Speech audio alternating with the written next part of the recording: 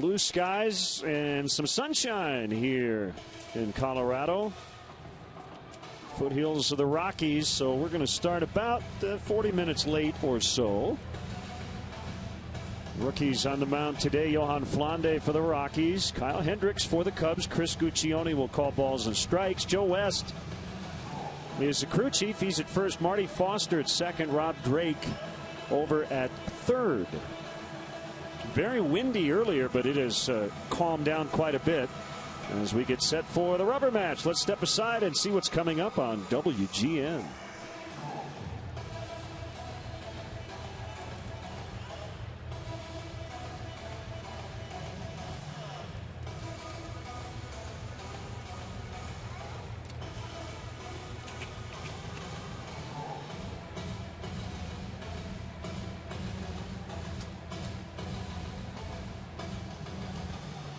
Kyle Hendricks has been really good. 4 big league starts. And you see what he's done over his last 3 outings. Kind of opposite, a very small sample size, JD, but for Hendricks, getting through the first is key. For Flande, he's usually good early and then kind of scuffles in the middle innings. Yeah, and Kyle Hendricks essentially has had one bad outing since coming to the big leagues. That was his first inning in Cincinnati, and he recovered and pitched well from that. And that was almost as impressive as what he has done since then. The ability to bounce back in his first big league start after getting ambushed by the Reds in that first inning, come back and pitch as well as he did. And that's really what has propelled him forward in his last 3 starts. As you saw, his numbers have been outstanding.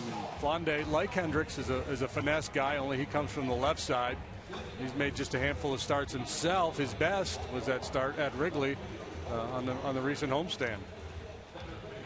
So now Rick Renteria's Cubs lineup, brought to you by Mazda and the 2014 Mazda 3 with seamless connectivity. Chris Coghlan has been maybe the hottest hitter in all of baseball since the beginning of July. Javier Baez is 1 out of 10 in his big league career, but that one was a game-winning home run. Castro, terrific here at Coors Field in his career. No Anthony Rizzo, more on that here in a second. Justin Ruggiano's in right. Wellington Castillo, the catcher. Arizmendi Alcantara hitting 6th again. He homered last night. Valbuena, Valleca, and Hendricks at the bottom. Defense for the Rockies this afternoon. Boy, Charlie Blackmon's made some really good plays against the Cubs so far this year. Gonzalez in right field is a Gold Glover 3 times, as a matter of fact. Corey Dickerson's in left. And we'll go, you know what, let's go first to third today. We'll really shake things up. Morneau, LeMahieu, Rutledge, and Arenado. He's a Gold Glover. Willeen Rosario is behind the plate. And aforementioned Johan Flande on the mound for the Rockies this afternoon. He's not a kid. He's 28 years of age, but this is his first time in the big leagues. He's made 5 starts, 1 relief appearance, that 2 coming against the Cubs back in Chicago. 0-3, 572 for Flande. He's a sinker baller, real good changeup, and he'll mix in some sliders as well.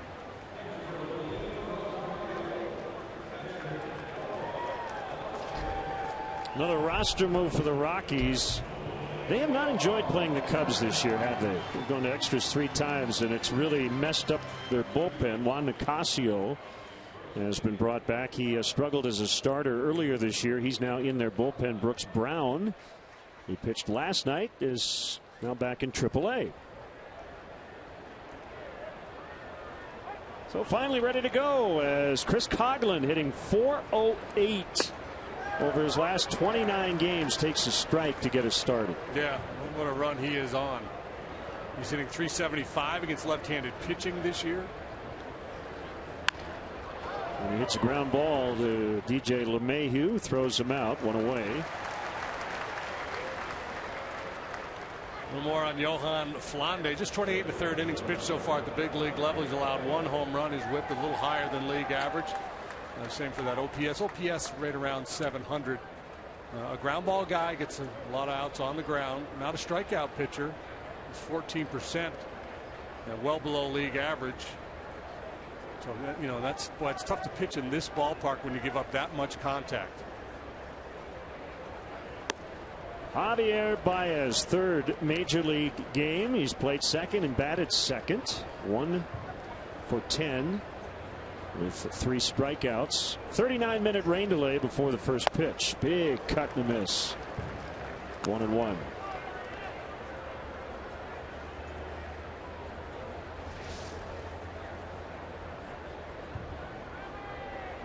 Yeah, the big part of that cut, I think that's always going to be in play.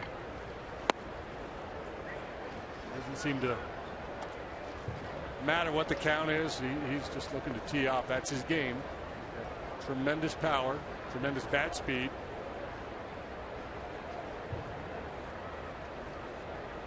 Wine and the 2-1 hit off the end of the bat, which will keep it in the yard, and that's hauled in by Dickerson. I was talking with Bill Miller yesterday. Less is more right now for Baez. He's got a lot on his plate.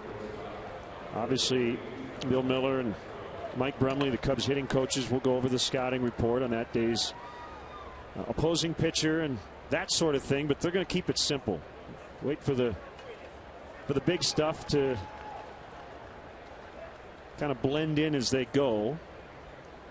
Yeah, for them it's a time just to kind of take notes. Watch his approach, watch the swing, and then down the road have some conversations if they feel like he needs to make some adjustment. But right now, just let him play.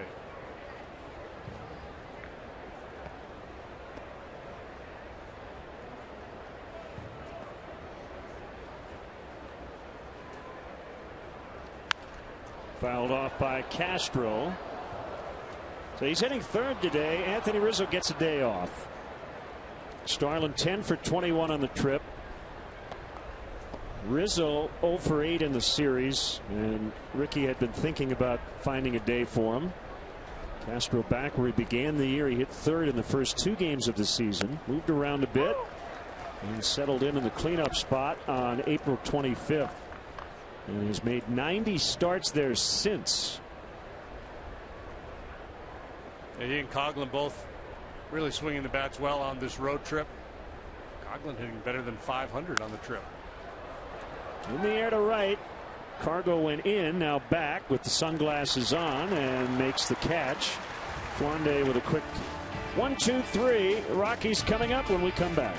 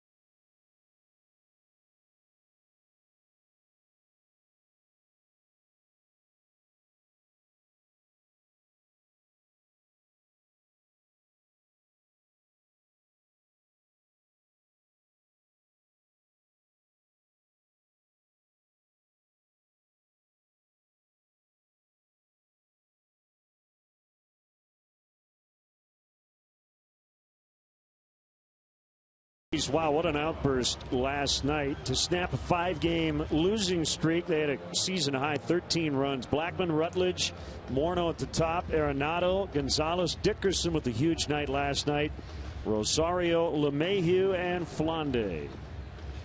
Take a look at the Cubs in the field this afternoon. Coghlan, Alcantara, Ruggiano left, center, right. Valbuena, Castro, Baez, and Valaika third to first. Castillo's behind the plate, and 24-year-old right-hander Kyle Hendricks making his 5th big league start, and so far so good. 2-1 with a 2.05. Really good last time out against that star-studded Dodger lineup. He worked 7 innings, allowed 4 hits, 2 runs, earning an 8-2 victory there. So, you know, that was a challenge, and this is a very particular challenge as well. A club that scored 13 runs on 16 hits last night in this ballpark. And we'll see how Kyle Hendricks fares here this afternoon with his fastball, cutter, changeup, curveball mix. Yeah, 9 of those runs were against Jake Arrieta. Strange to see him struggle. One thing you like about Hendricks, though, the changeup being his out pitch.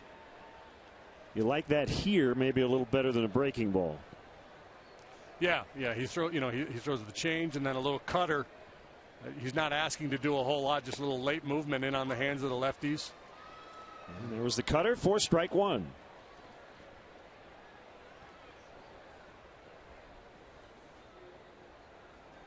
Gets a sign from Castile. And a swing and a miss.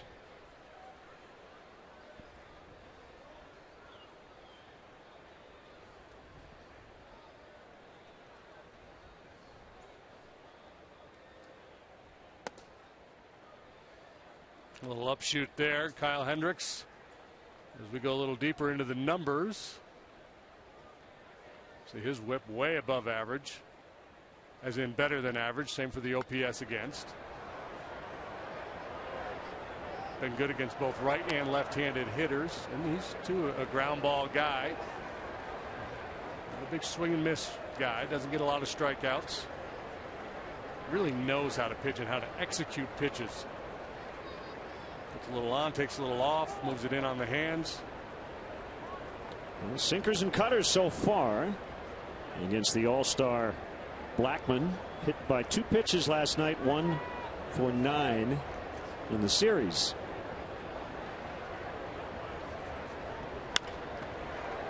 Fly ball out in the right on a changeup, and it's caught by Justin Ruggiano.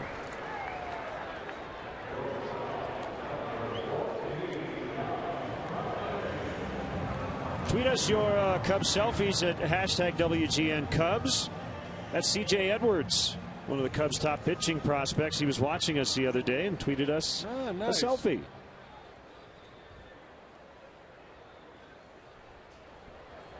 I like it. Ball 1 on Josh Rutledge, the shortstop. Also 1 for 9 in the series with the run knocked in. Troy Tulowitzki continues on the disabled list. Took some BP this week. Michael Kadire now out on a rehab assignment. Hip problem for Tulowitzki. Kadire has a fractured left shoulder. Castro scoops and gets Rutledge. Gets Blackman on a changeup out on his front foot and then gets in on the hands of Rutledge to induce a weak ground ball. Guys in the middle of the order. Man, Morneau, Gonzalez, Dickerson all had big nights last night.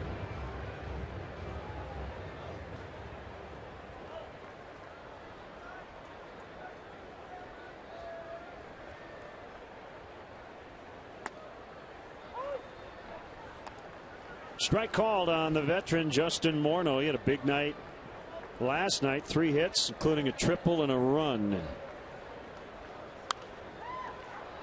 Yeah, they came out of the gate playing very aggressively, taking extra bases, trying to steal bases.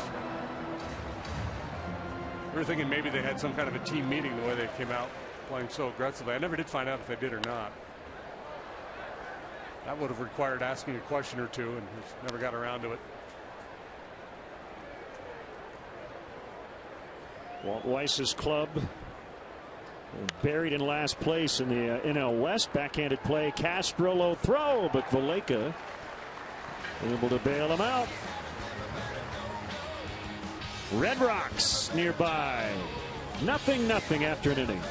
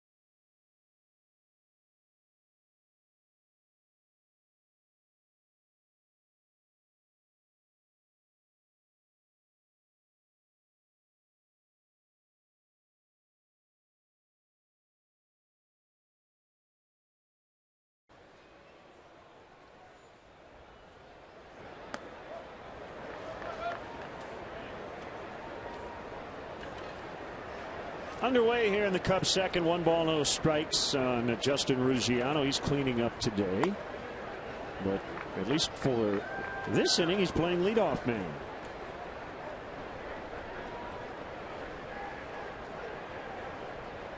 Two balls, no strikes from Flande. Here it is. 2-1. Flande working quickly as he did in his start at Wrigley Field. He stays on the attack.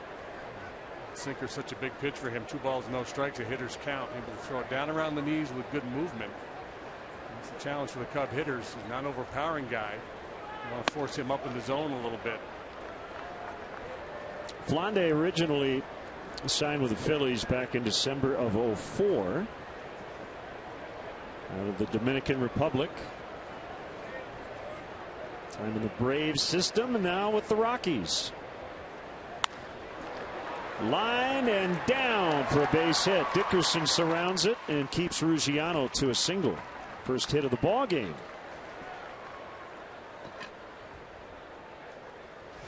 Good swing here by Ruggiano. His first at bat, a positive one here today. Fastball, belt high. That's what I'm talking about. Get that fastball up where you can do some damage. Ruggiano been in a bit of a funk here in the last week or so.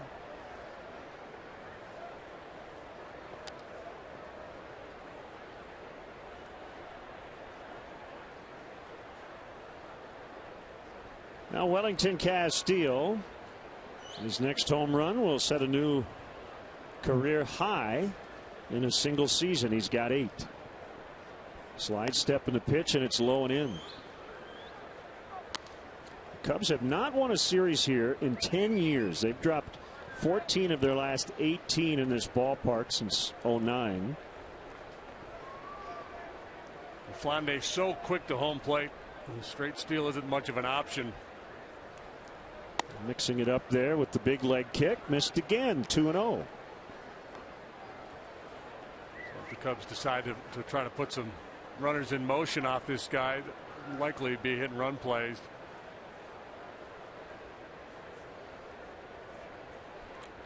Cubs at 48 and 64. Rockies 45 and 68.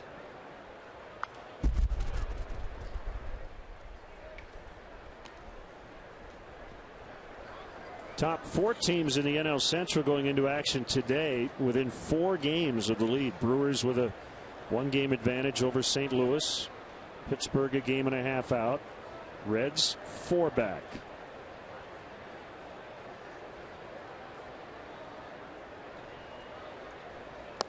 Three and 1.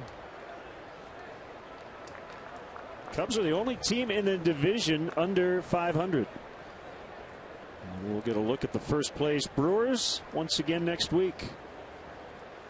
Yeah, great race. Brewers right now tied with the Giants 1-1, bottom of the 6th.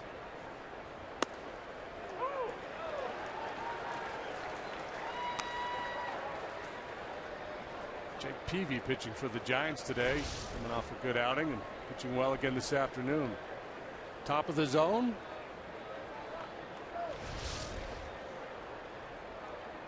Willie Peralta for the Brewers. He's been really good lately too. The 3-2 runner goes, and a bouncer to third. They'll stay out of the double play. Arenado to Morneau, and they get Castillo.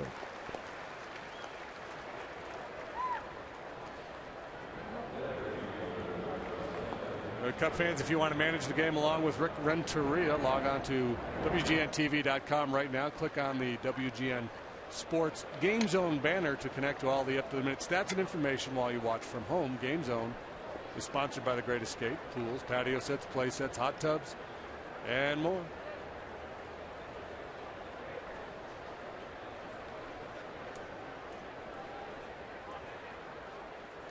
Alcantara, 2-run homer last night. 3rd of the season and of his short major league career. Batting righty against the lefty Flande.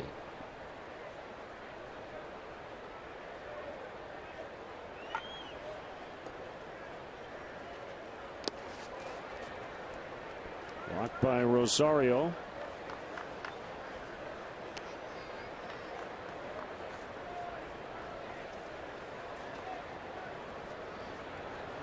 Be with you tomorrow. Javier Baez's Wrigley Field debut. It'll be against the Tampa Bay Rays, who are off today. We'll hit the air at 3 o'clock Central Time. Former Cub farmhand Chris Archer against lefty Tsuyoshi Wada. Ground ball base hit. Ruggiano around third. He's going to be sent. Here's the throw by Gonzalez. Save. RBI single by Alcantara, and the Cubs lead 1-0 here in the second. An aggressive send by Gary Jones with Carlos Gonzalez in right field. He's got a big arm, but it pays off. Ruggiano with a tight turn at third base, able to score the run.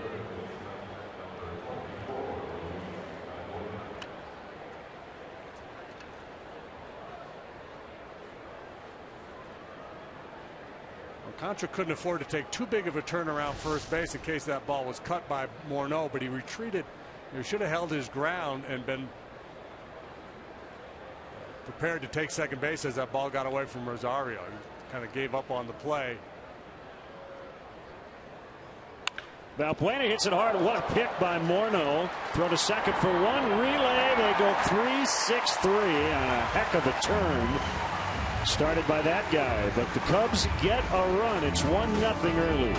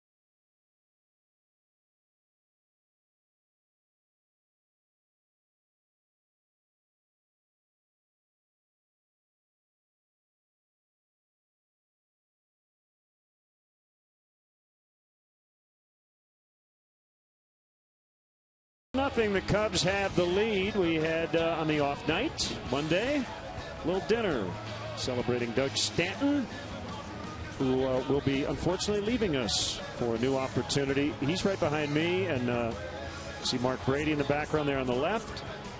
We'll go around the horn here, right? Dave Turner from Comcast Sportsnet, Skip Ellison, John Walsh, and the guy in the glass. Oh, that's you. Yeah. The word motley comes to mind when you look at that picture.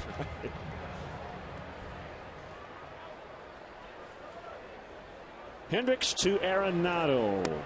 1-0. 4 hits in the series for Arenado. 2 walks as well. Sterling defense as always. And because he won the Gold Glove as a rookie, and you know how these awards work, I mean, he could rack up a record amount when it's all said and done. Yeah, it's kind of like the heavyweight crown, right? Somebody's got to come in and take it away. You almost become a default guy. And that award sometimes chases offense. A guy had a big year with the bat, all of a sudden he wins a Gold Glove, which doesn't make any sense. But this kid's certainly deserving of it last year, and as Len mentioned, he may get another one this year. He pops this one up. Baez will make the catch. So on this upcoming homestand, the Cubs will celebrate the 1980s. That should be fun. The Rays and the Brewers are in town. It's a 7-game homestand. Visit WrigleyField100.com and you'll be able to find all the planned festivities there. And for tickets, Cubs.com.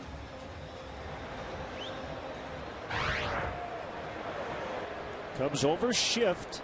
They leave Castro to guard everything between second and third.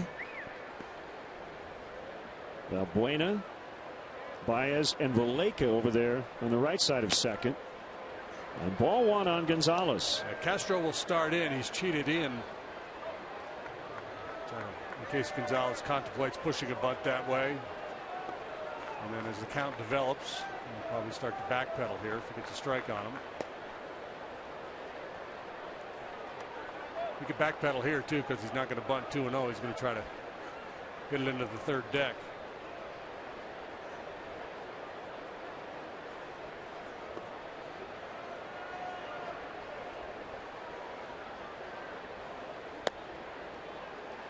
Three and 0. 2-0, you try to pitch away from his power, and that's the sinker down and away for Hendricks. On 3-0, you're just trying to find the strike zone.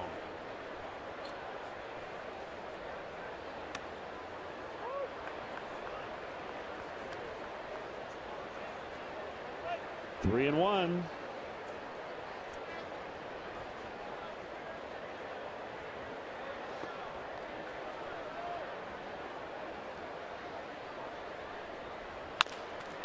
A bouncer to Valbuena. This is going to go 5-3.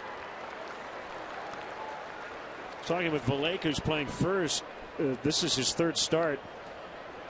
Started at third and then at short in the series in LA. And at first today, he's got an outfielder's glove. He has 4 infielder gloves.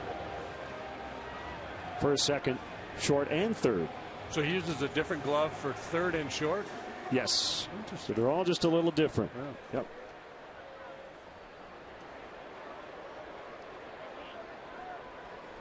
If you're going to have 3, you might as well have 6.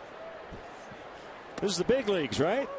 Well, yeah. Make it a bigger duffel bag, that's all. Yeah. Well, he probably just carries that many. I guarantee he's probably got double digits. Most of these guys do. One strike on Dickerson. What a night he had. Knocked down by Baez. The throw is in time. You got a little extra time when you play second. And we know he's got a big arm. 1-0 Cubs at the end of 2.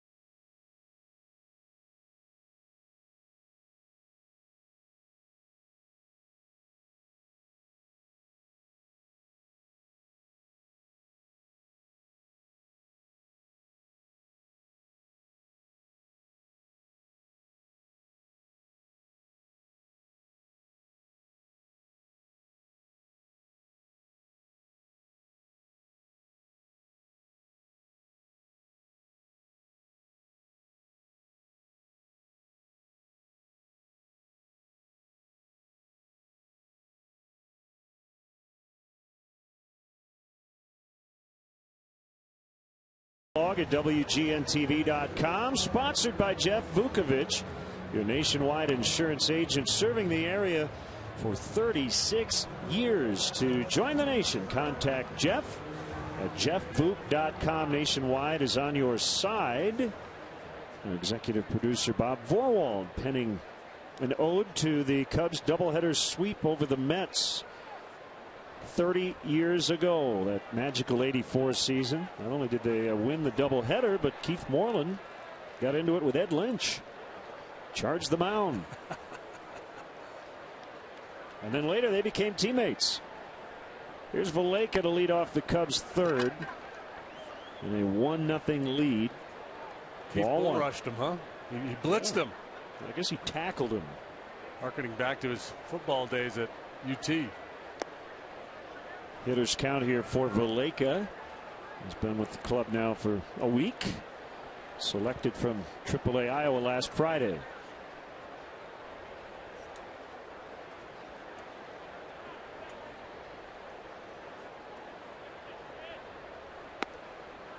That's in there, and it's 2-1. They're in the 11th in Washington. The Mets and the Nationals are tied at 3. Washington with a 4-game lead over the slumping Braves. There's a base hit.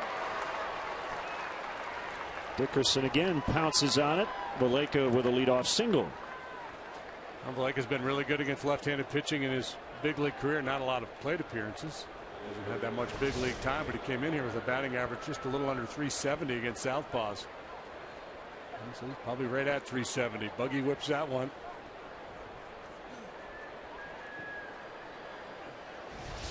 The one thing I have not seen Cubs base runners do in this ballpark in this series, for the most part, that the Rockies do, is just more aggressive turns at first base. Hendricks with the bunt. And Arenado will throw to LeMahieu covering first. So that's the third sac bunt already for Hendricks. Cubs Charities and Magellan Corporation partnered with 47 Chicago-based nonprofit celebrities and artists to paint 50 pairs of custom-made ballpark seats commemorating Wrigley Field's 100th season. Perhaps you've seen them down there on Michigan Avenue earlier this summer, and they're now up for auction through 8 p.m. on August 10th. All proceeds will be split between Cubs Charities and the respective partnering organization. Visit Cubs.com/chairs to place your bid. So that's coming up Sunday the 10th. Cubs also join the Lakeview community and city officials for ceremonial groundbreaking, a School Street play lot. Cubs chairman Tom Ricketts, along with the mayor, Rahm Emanuel, Alderman Tunney, Michael Kelly, Chicago Park District General Superintendent and Chief Executive Officer. A few days ago, Cubs are going to donate $1 million to the construction of the play lot.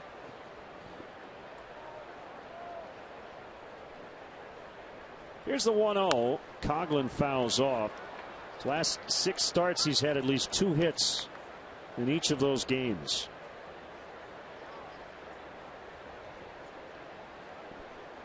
Single, double, triple, and a walk in the ball game last night.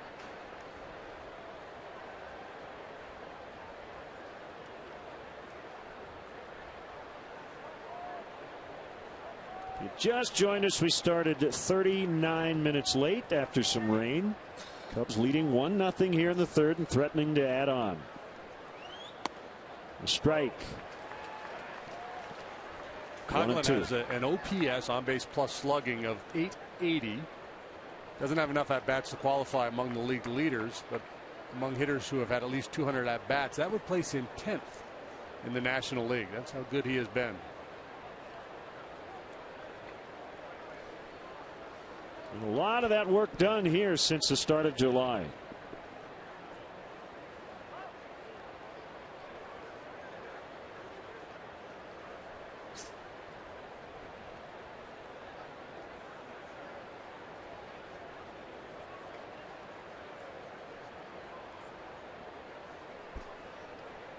Valaika takes his lead at second.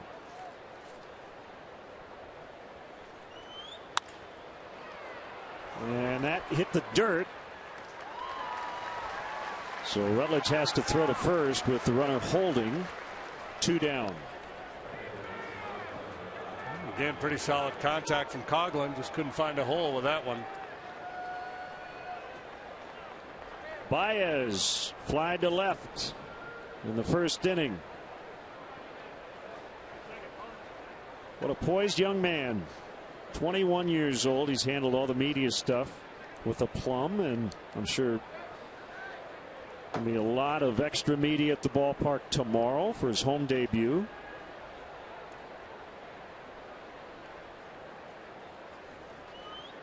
But it's all kind of part of becoming a big leaguer. You get a lot of this stuff out of the way early and then just get settled in.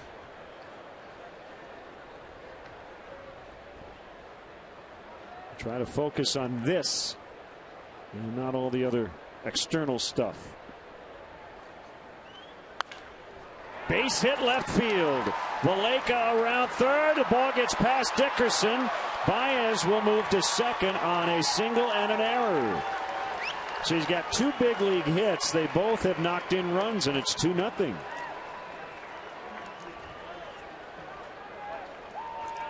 Well, Hendricks able to get the sack down, and Baez delivers the second run. Good solid signal to left field. Then the misplay out there by Dickerson allows him to get into scoring position.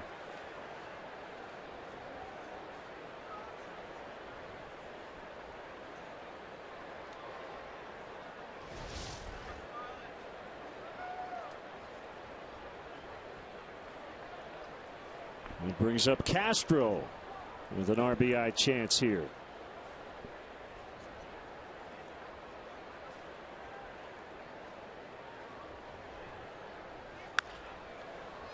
Down along the right field line, but it's going to twist out of play. There's a lot going on with Javi Baez's swing. Big leg kick. He's got that bat waggle.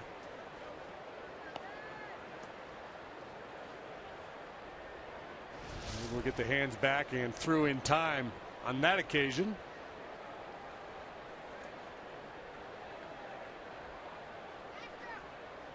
Oh, one is bounced to third. Arenado down to a knee, up with it, and the inning is over. But the rookie Baez knocking in Valleca, and it's 2-0.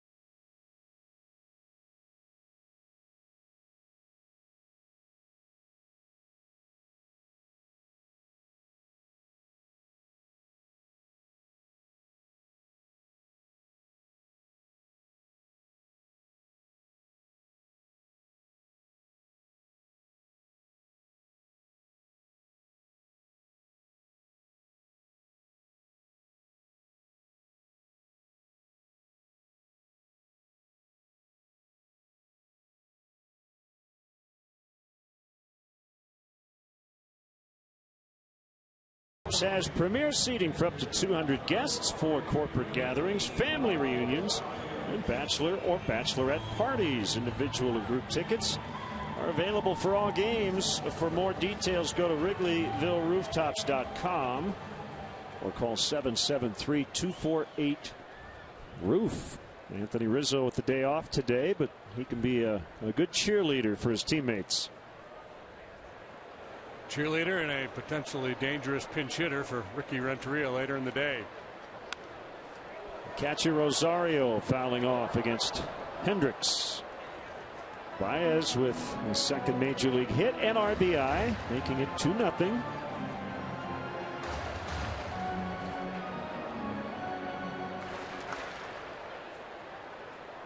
Three hits, 2 walks in the opener for Rosario.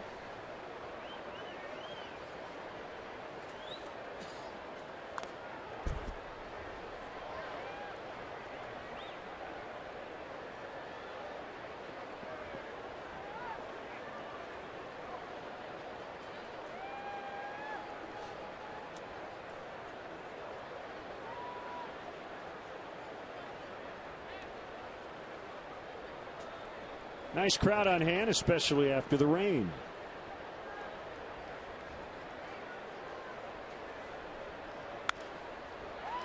Popped up. Baez makes the catch.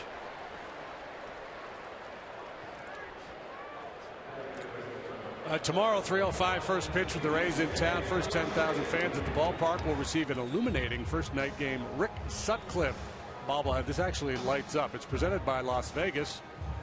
And this is the 8th of 10 special Wrigley Field bobblehead giveaways. Visit Cubs.com to reserve your seat today. Now LeMahieu snapped an 0 for 26 with a bunt RBI single in the 6th inning last night.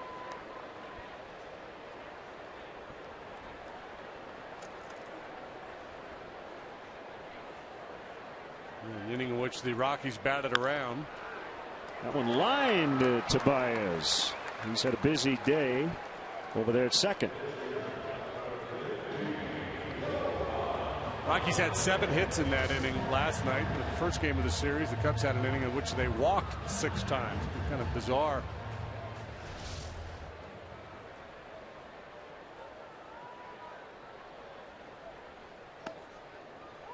Fastball right in there on Flande.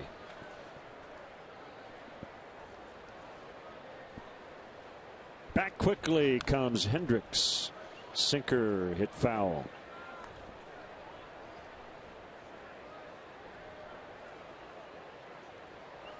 Kyle Hendricks, a quote-unquote pitch to contact guy, and no walks, no strikeouts so far today. That's a pretty good looking hack there. Well, you don't expect Not really. a ton of length out of a rookie pitcher, but he's gone at least 6 in every start. He's gone 7 twice. Yeah, I think Ricky Renteria trusts him. He showed it in that very first start in Cincinnati.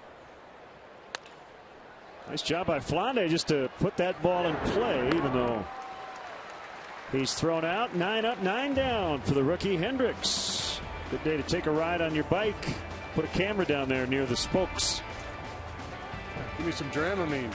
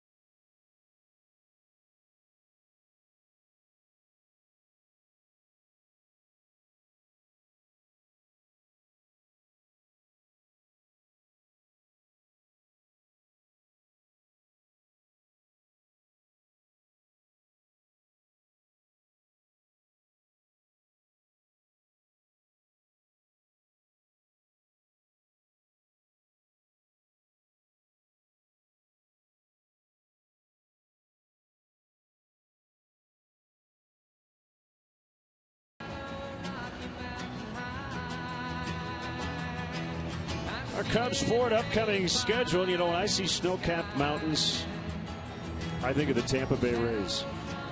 And they're going to be at Wrigley Field for only the second time in their history.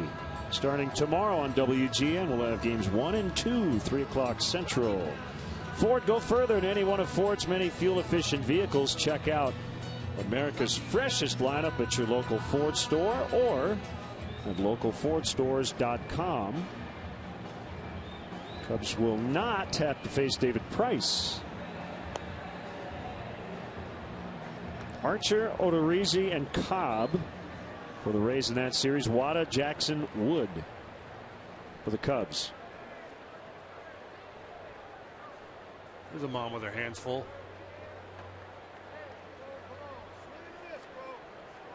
Take this. Pick this up. I want this. High drive. Justin Ruggiano. That ball is caught by Blackman on the warning track. Well over 400 feet away. It's 390 to the gap, 415 to straightaway, but there's a little notch out there.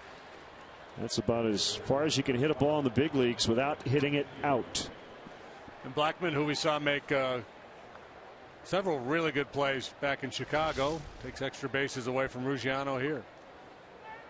High enough where he was able to run under it.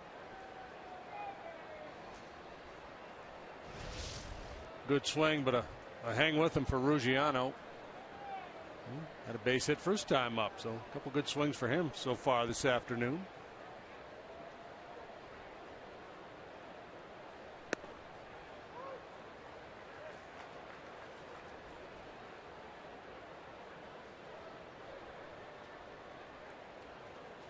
One strike on Castillo.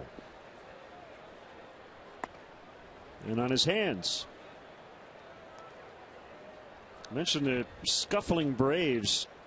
8 straight losses for Atlanta. Swing and a miss. 7-3 defeat at Seattle. Seems like they've been a very streaky team this year, yeah. Those Braves.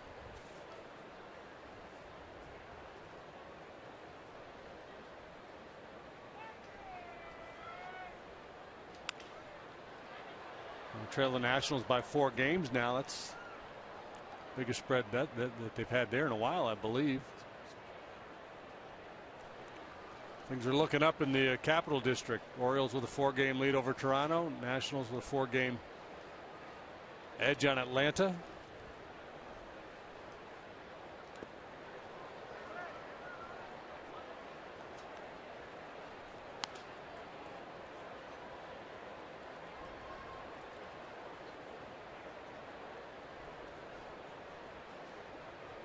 Yankees beat the Tigers 1-0.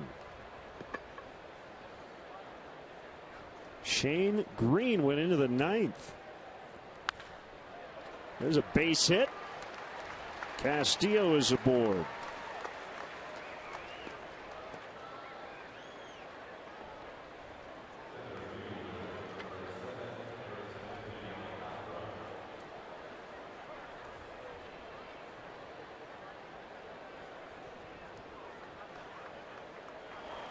Fastball belt high to Alcantara, ends up in the seats last night. It was a 2-run shot in the 4th.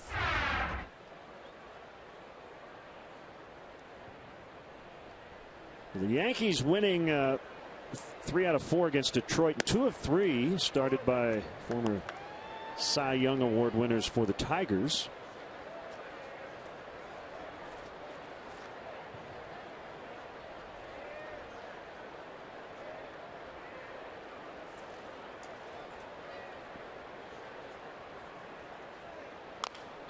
The tapper, it's foul.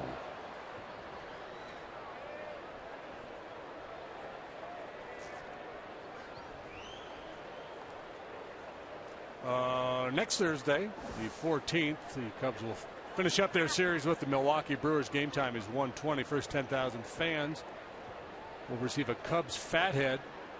That's presented by Pepsi and Navy Pier. Cubs.com for tickets.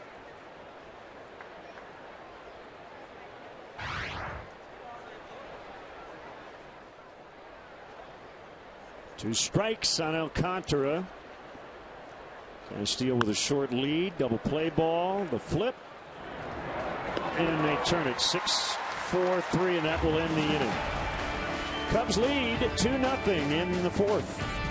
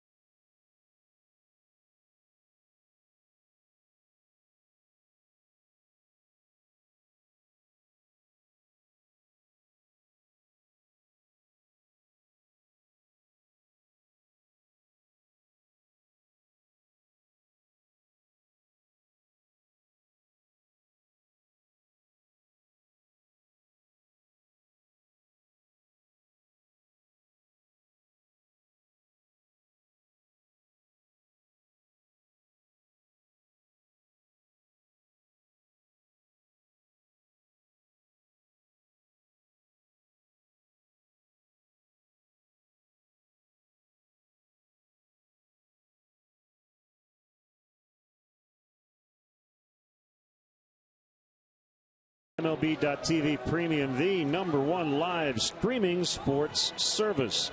Watch every out-of-market game live in true HD on over 400 devices. Visit Cubs.com for details.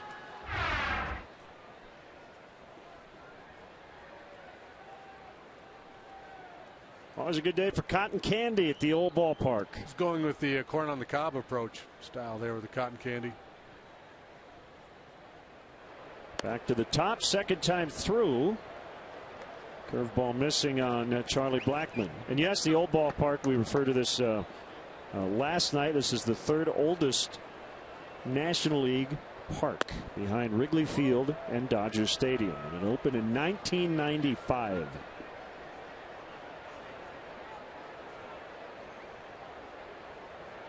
Part of that first wave of new stadium construction. It started in the early mid-90s.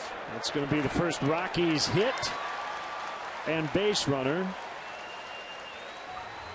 And that's a ball at Wrigley Field and a lot of other parks that is an easy out. But you've got so much space to cover. The outfielders are just farther away from home plate. Yeah, further away, and you also have to play a little deeper to try to protect the alleys. And the way the ball carries here, if you shorten up to try to take that away, you know, ground ball base hits headed towards the gap are going to split the gap and go for 2, sometimes 3 bases. It brings up Rutledge.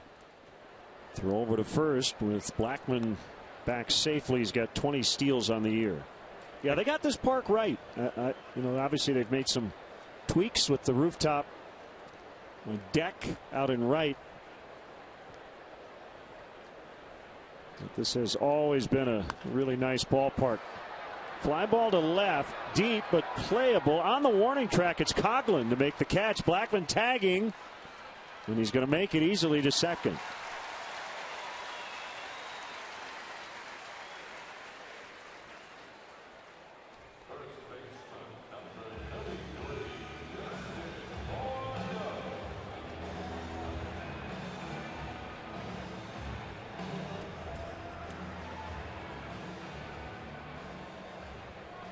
Brings up Morneau.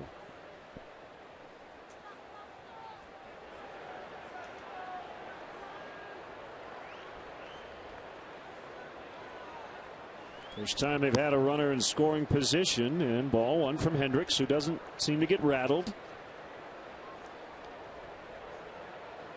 And while that's always a great trait to have, it's usually better to have it when you're pitching well.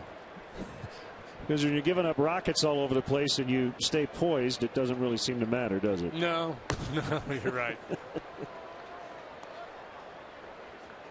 Well, he gave up 9 runs, but he had great mound presence. Well, I mean, Arrieta, he didn't get rattled. He just got hit really hard last night. 13 hits. Allowed by a guy who had taken many no-hitters, at least into the 5th inning over the last month or so. Yeah, and really the key is, regardless of what kind of emotion a pitcher displays out there, it's the pitch making. When you get in a jam, are you still able to make quality pitches, or do you get a little panicky and overthrow, and the ball flattens out on you, or you hang the breaking ball? Sometimes you got to go a little softer when you're under duress.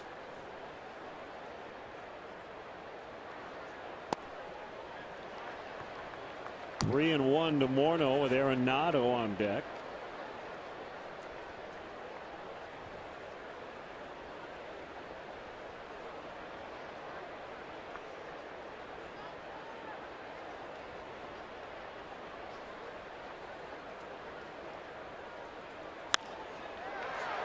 Flared left field. Coughlin's going to have to chase it. That ball's going to get to the wall. Blackman scores. Morneau at second with a double. Wasn't hit that hard, but man, did he place it perfectly. I just didn't hang up long enough for Chris Coughlin to run it down, and if he retreats to play it, it's probably a 2-base hit anyway. If he changes his angle, I think Morneau's still going to end up at second base. Off-speed pitch down and away, and a good swing by Morneau. That's kind of who he's been throughout his career. A guy who's able to hit the ball all over the ballpark. He's a real good fit. Well, who isn't a good fit here? Everybody loves to hit at Coors Field. One of 7 different Rocky hitters to have at least 10 home runs this year. That's the most in the big leagues. Arenado with a tying run at second, and he looks at a strike. Just to underline, Hendricks going pretty deep into all of his starts. The main reason is pitch efficiency. The major league average pitches per inning, 16.2. He's at 14.4. That's significant. It's almost 2 pitches less than the average. And having said that, now he's grinding here a bit in the 4th inning, but pitch count still in very good shape.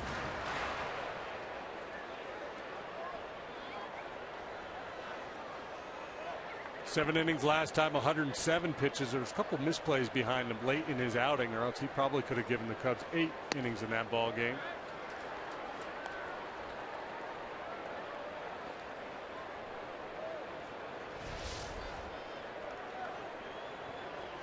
Just trying to get him to bite on that cutter off the outside corner.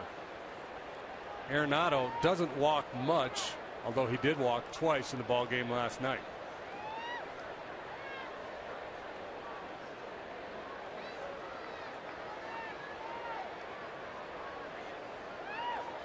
Hendricks being a guy who's typically around home plate, and Arenado a bit of a free swinger. You expect contact in this at bat. Foul contact that time.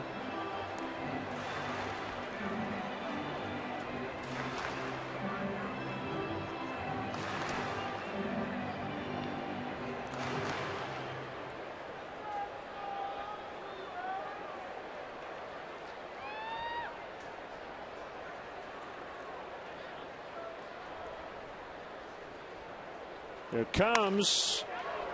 Will pop up. Where's it going? And it's going to be a base hit. How about that? Wow. A jam shot pop up. Castro's too deep to catch it. Morneau with a good read on it as he took off for third, realizing the shortstop was not going to get it. Wow. What a weird hit. That is one of the weakest hits you're ever going to see. Arenado absolutely jammed by Hendricks. He got way into that kitchen, hit it off his thumbs. And he makes a heck of a pitch.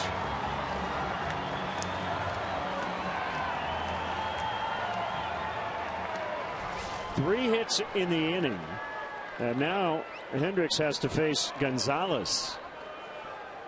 who had been slumping before the big night last night. 3 hits, a homer, a double. Now hitting over 360 in his career against the Cubs.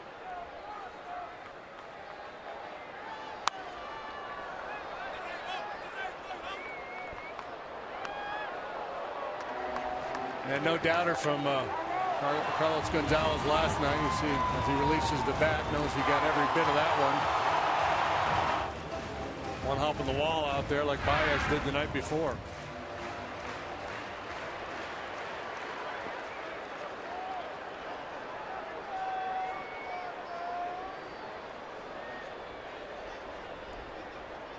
The pitch. 0-2. Well, yeah, the fact that Hendricks has been around the strike zone and does not have a strikeout, that does not always bode well here because of the spacious dimensions, and this would be a great time for a punch out.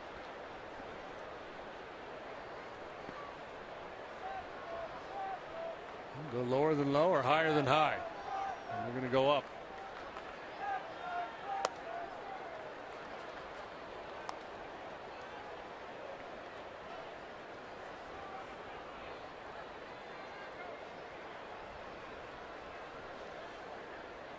It's a tying run at third. Morneau, Arenado over at first.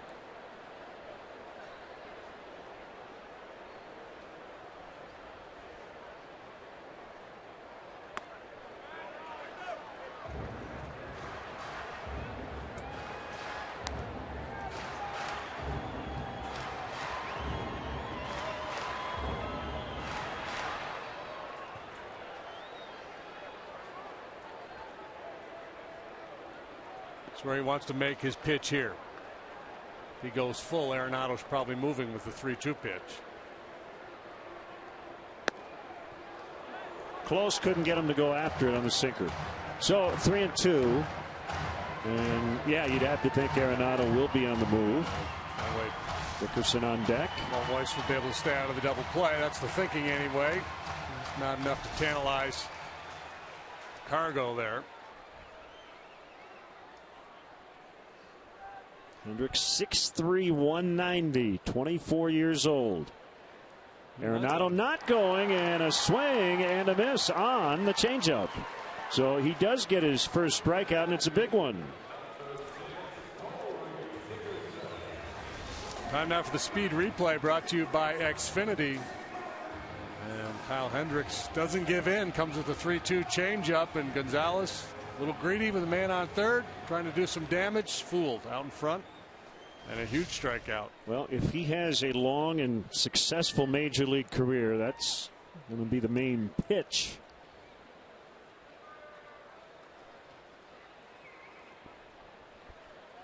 Here's Corey Dickerson. Last night 4 for 4.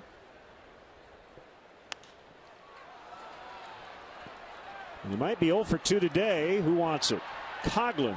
So Hendricks gives up 1 but limits the damage, and the Cubs maintain the lead 2-1 after 4.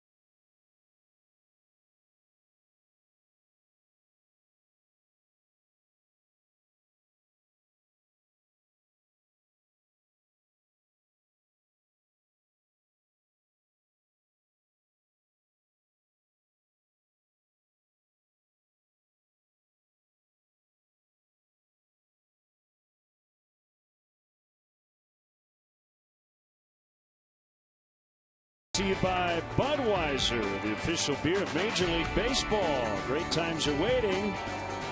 Grab some buds. Fruit kebabs on the menu here.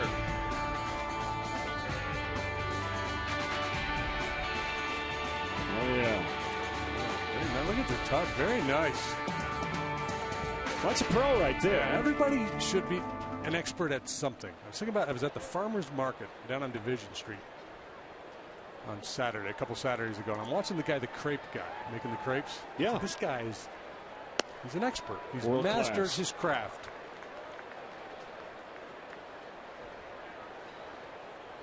Two 2-1. Cubs leading here now in the 5th.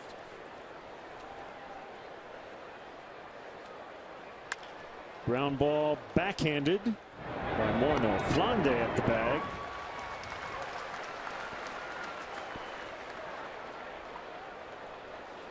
We'll bring up Valleca. He led off the 3rd with a single and scored on the Baez single. Good battle of ground ball pitchers here this afternoon. Hendricks has got a ton of outs on the ground. Flande's got a couple of big double play ground outs. Still going in the 12th inning in D.C. 3-3 Mets and Nationals. Matt Williams got a little aggravated by the line of questioning yesterday regarding Bryce Harper.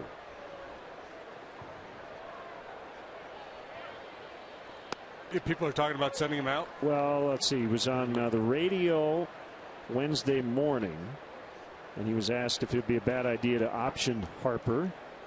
He said, quote, generally, if you have young players, that's what you do. But this guy is a special young player. So then later at the ballpark, the question was, is sending Bryce to the minors even in the realm of possibility? And his answer was basically,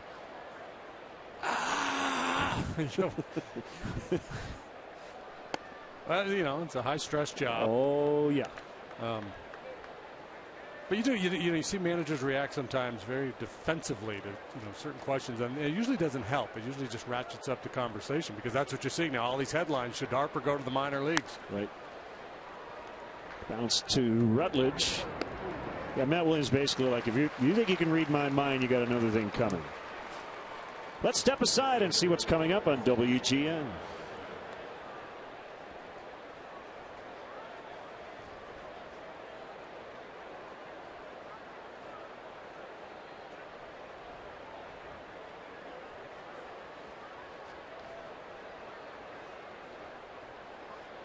There's Hendricks. Well, we haven't been around the Nationals every day, but we've seen them a few times this year. And looks like Matt Williams has really handled it very well. I guess in the future, not that he's going to take my advice, but if somebody says, is it even in the realm of possibility that he could be sent out, he should say no.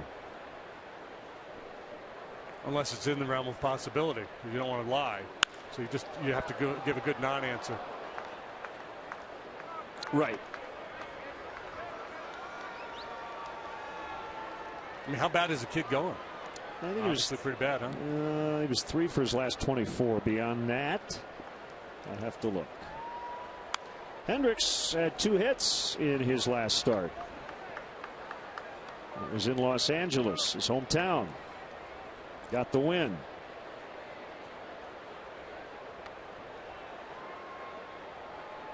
Knocked in a run as well.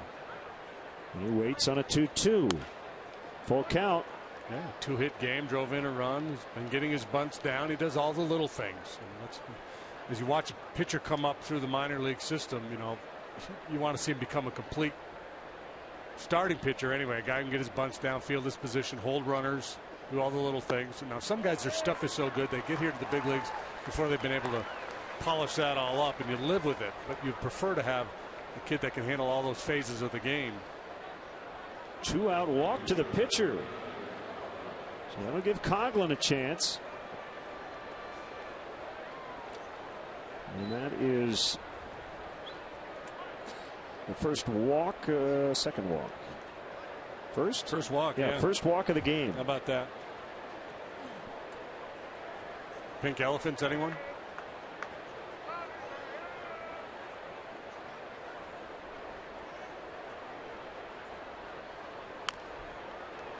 Then fought that one off and bounced it off himself.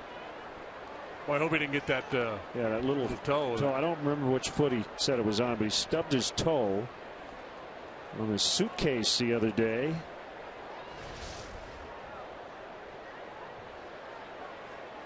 No, that was a knee or upper leg.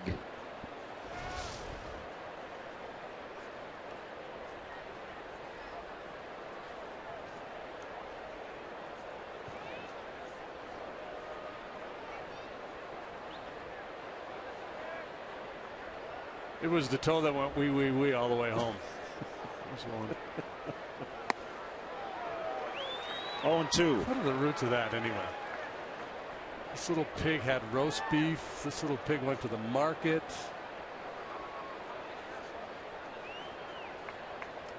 It's a great question. I don't have the answer.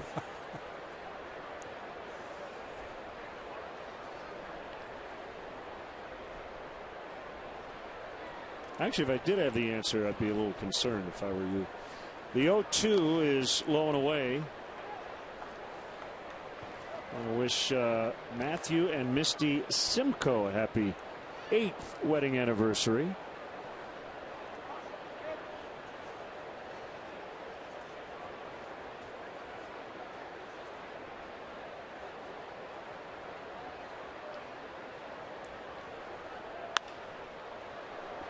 Fly to left, and this will end the inning. Chris Berkey checking in. Yeah, Matt Williams should have said, "That's a clown question, bro." Oh. That's how you handle it.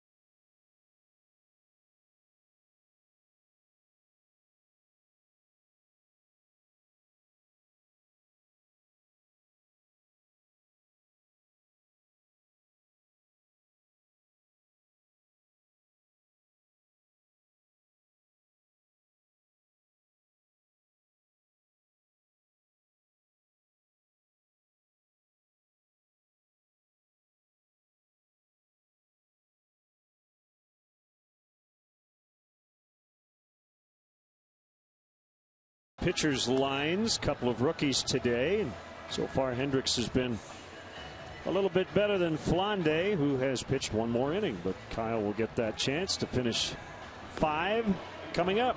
Start something special with great leases and low financing on a new Honda. Visit shophonda.com or visit your local Honda dealer. It's turned into a nice day here in Denver after a 39-minute rain delay before we started. That little guy's styling. Getaway day for both teams. Rockies will hit the road as well. They're heading to Phoenix to play the Diamondbacks.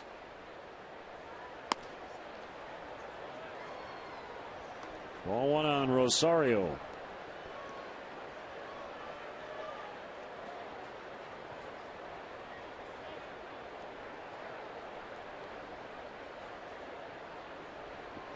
Roberto Hernandez sent from the Phillies to the Dodgers today. 2 players to be named later or cash considerations. Roberto Hernandez Well, likely starting the bullpen for the Dodgers, but you could see him stepping into that rotation at some point. Dan Herron, who was really struggling and struggled in his start against the Cubs over the weekend, pitched pretty well last night. But he's kind of been on the bubble, and Josh Beckett's got that bad hip he's been dealing with, so Hernandez gives him a little depth for the rotation. Close didn't get the call. It's 2-1. The Dodgers with a 2-1 win at Anaheim last night. Herron worked into the 8th. Matt Kemp hit another home run. Deep to right. And it is off the wall. Took kind of a funky carom. And Rosario will have a double. I was trying to read Justin Ruggiano, and initially I thought, oh, he's going to settle him to this one easily. And that was not the case. He just realized he couldn't make a play on it. You know, Cargo did that the other night, and I think Ruggiano kind of caught on to that. It's not a bad idea just to maybe try to deke a runner. When you see the ball leave the bat at that trajectory to the other field, you figure it's to fly out. And that was the same case with Baez' home run the other day. I wonder if Rosario thought he had hit a home run.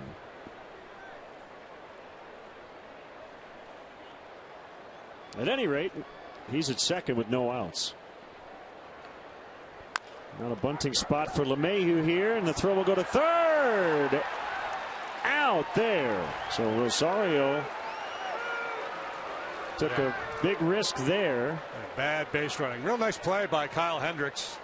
Good read on the situation by him. And again, we talk about his composure. No panic here. It's play. A lot of pitchers are going to hurry and make an errant throw, but he does everything just right. Well, really two bad plays, right, by Rosario. The decision to go and then the decision not to stop. Yeah. Because at that point, you got to get in a rundown to try to get your teammate to second, and then at least you've mitigated your mistake. So Flande now will try to bunt, and he does. And LeMahieu will be at second, but there are two outs.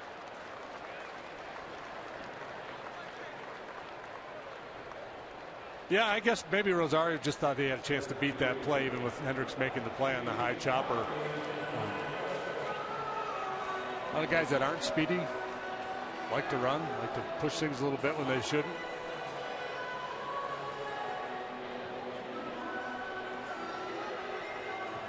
We'll bring up Blackman. He's clearly frustrated with himself there as he gets his gear on.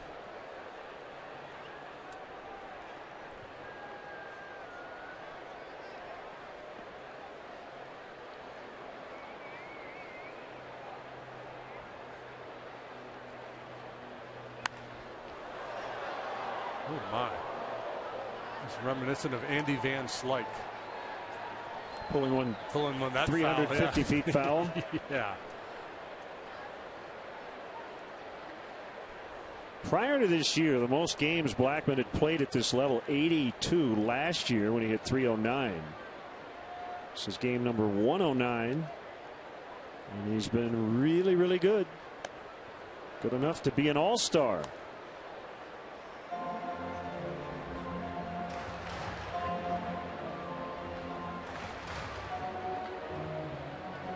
"28 years old."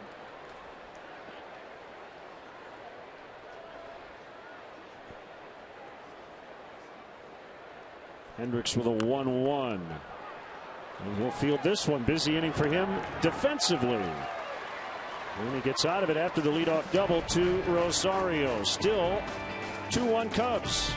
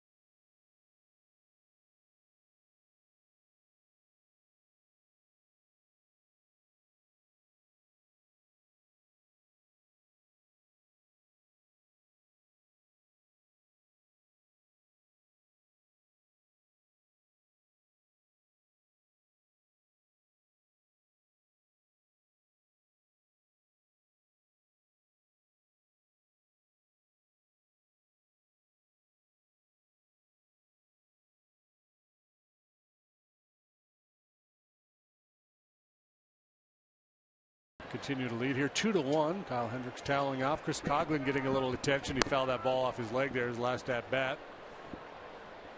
They're working on the left knee. Foul strike on Baez. 1 for 2 with an RBI, a single in the third.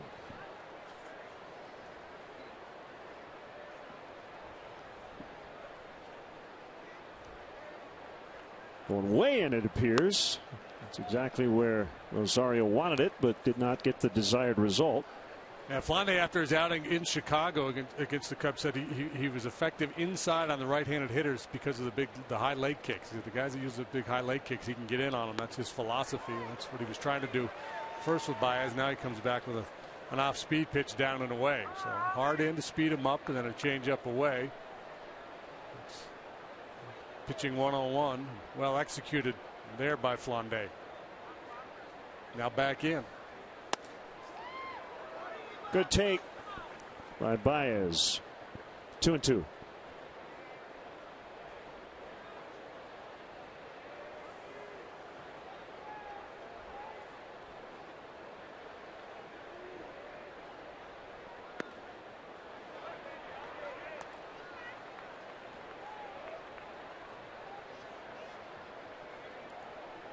Castro on deck. Then Ruggiano. No Rizzo in the lineup today. For just the second time this year. 3-2 pitch. Pulled in the air. Down the left field line. It is gone. Number 2.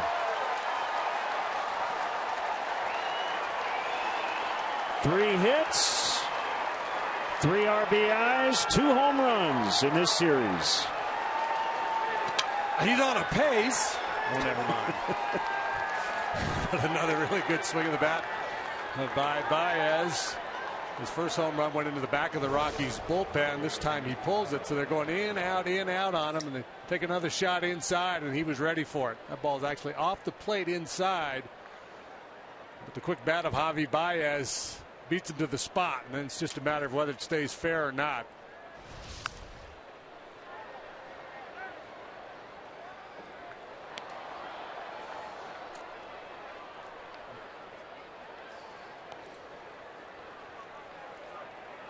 Three games, 2 homers to start his career.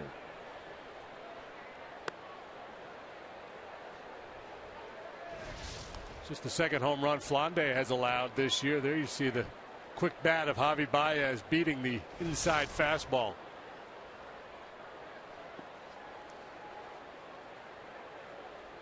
I'll be telling Anthony, I'm only 23 behind you.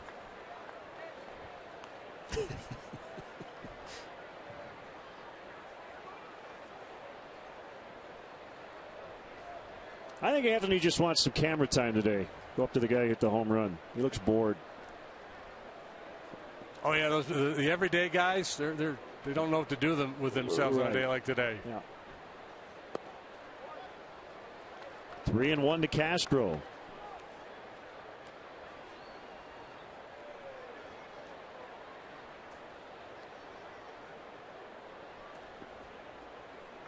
Bryce Harper just hit a game-ending home run in the 13th. That ball drilled deep left field. They've gone back-to-back. A line shot homer for Castro. His 12th.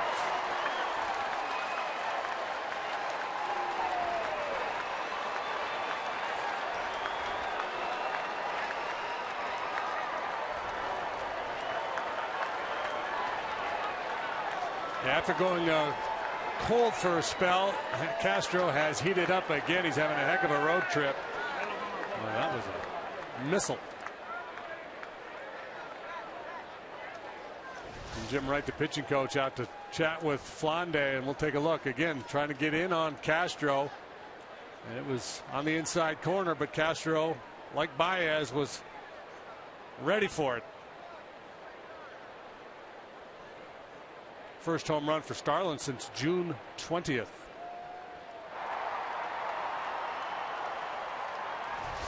So yeah, it has been a while.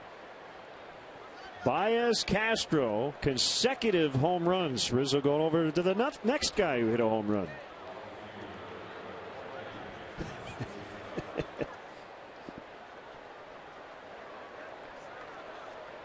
4-1.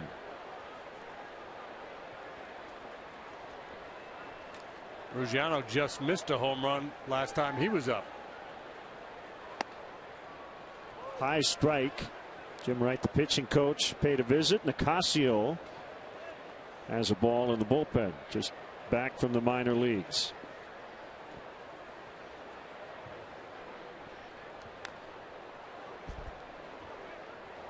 As I mentioned, Bryce Harper with a game-ending homer. I think the first question to Matt Williams should be, so would you think about... Are you still considering sending him out to the minor leagues?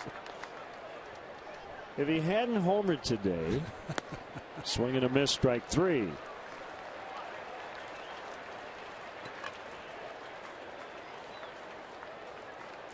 Flande's first strikeout comes 3 batters into the 6th.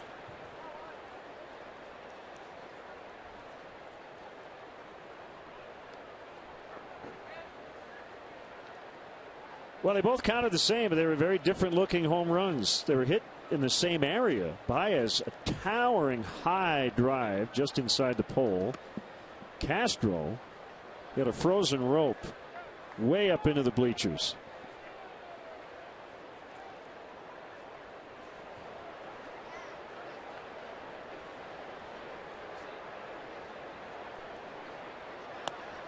That's a strike. It's 1-1.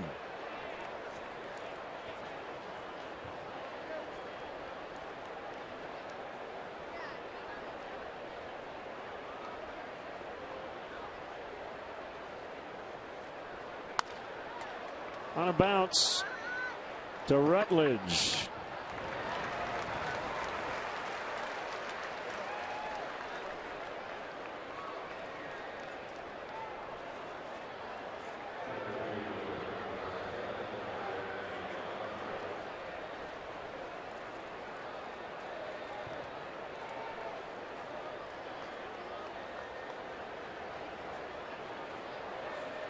Alcantara 1 for 2. RBI single in the second, hit into a double play in the 4th. Strike 1 called.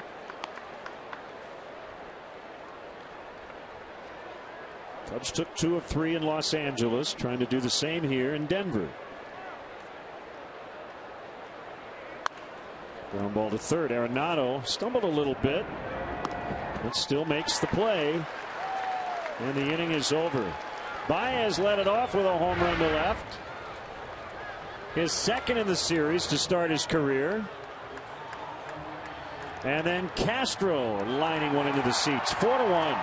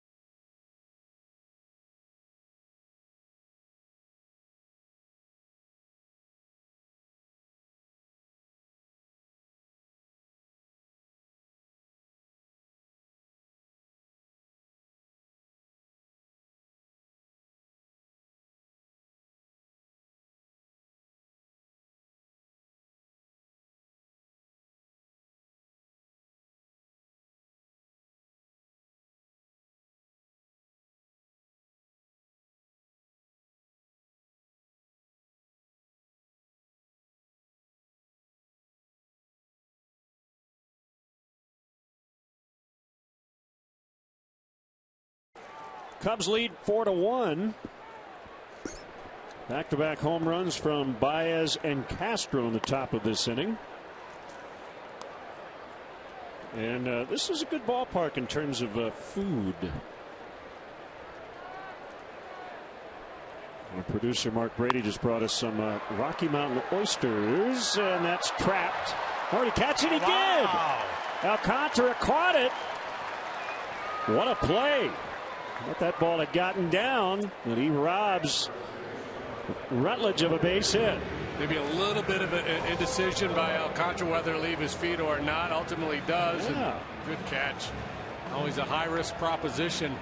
If you dive and it gets by you and goes all the way to the wall, Rutledge circles the bases. But sometimes you just got to try to make a play. Nicely done. One away. Here's Morneau. He bounces one to Castro, and he just kind of got caught in no man's land trying to play that big short hop, as they say. And Morneau has a hit. Yeah, didn't know whether to wait back and play for a bigger hop or charge it. And I think if he keeps his feet moving forward, he's probably going to be okay. And it starts to come, and then he slams on the brakes and olays it. I think you just got to keep on coming. Take the short hop. We're going to give him a base hit, but that was not well played.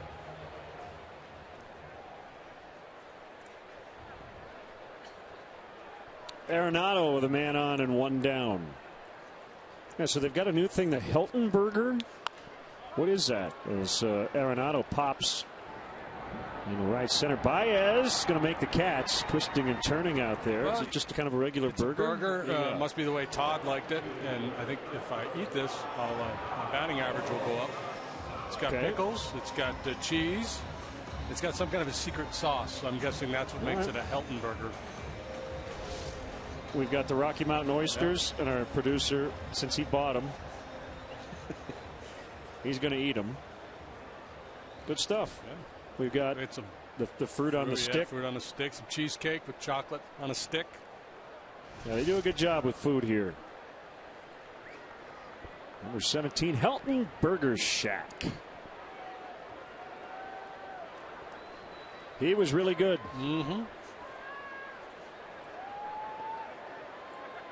Guess they're retiring his jersey number. Outside on Gonzalez. Troy Tulowitzki voicing some frustrations in the media here recently, and kind of making the same point. You know, I don't want to be like Todd Helton and play my whole career here and not win a World Series, but I don't think they're going to part ways with Tulowitzki anytime soon. And they've got him under contract through 2020 with an option for 2021.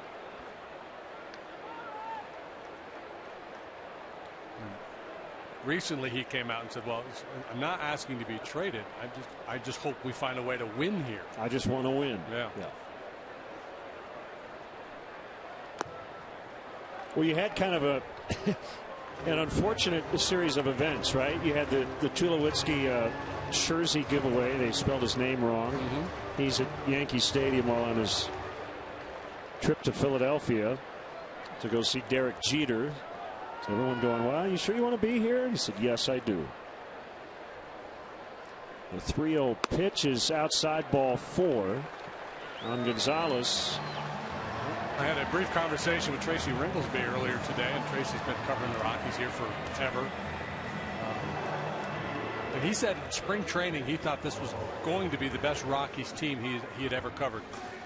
That there was depth in the rotation, a lot of firepower in the lineup. Obviously Tulowitzki having an MVP type year, but injuries and up and down, you know, in the rotation and with the position players really hit this club hard. Yeah, they got off to a pretty good start. They were 22-14 on May 7th. 23-54 since. Yikes. Inside on the left fielder Dickerson. Mentioned earlier about Coughlin with his 880 OPS being 10th best in the National League. Among those with 200 at bats, well, Dickerson is third best in the National League with a 946 OPS among hitters with at least 200 at bats. A lot of it coming right here in this ballpark. Yep.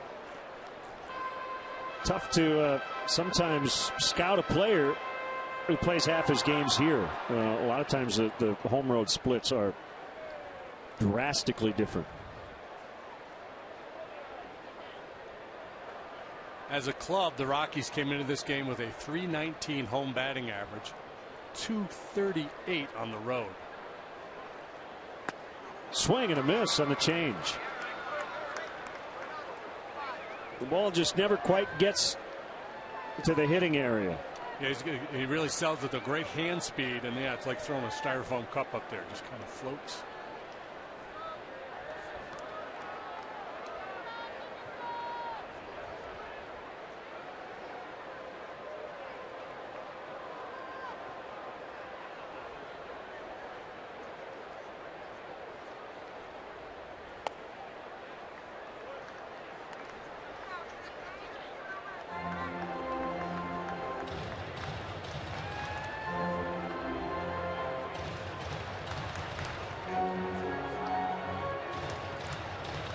Tying run at the plate. Cubs leading 4-1 here in the 6th.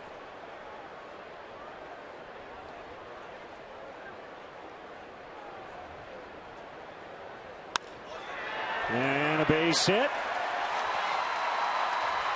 Alcantara's throw way offline, and nobody advancing beyond first and second after Morneau crossed the plate. 4-2.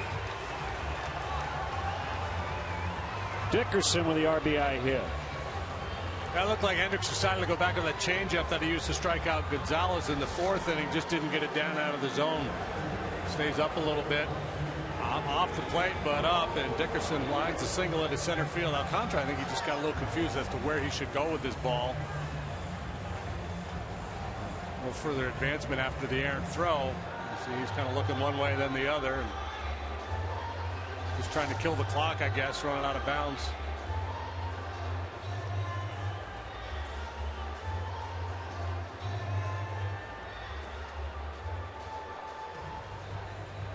Chris Bosio, a few words of advice for his rookie right-hander. I'm not sure. I was trying to read his lips. I think he said, hey, the guys in the booth have a Heltonburger that they want to eat, so try to get out of this as quickly as possible. Len promised to save you a Rocky Mountain oyster if you I'm not sure he'd want it, but that's good. This is the Heltonburger. Burgers, yeah, right. Couple there you go. Couple bites into it. And for those tweeting us, do you know what Rocky Mountain oysters are? Yes, we do. There were oysters shipped from the Rocky Mountains. Duh. Milwaukee just beat San Francisco 3-1 the final. So they take 2 out of 3 in that series.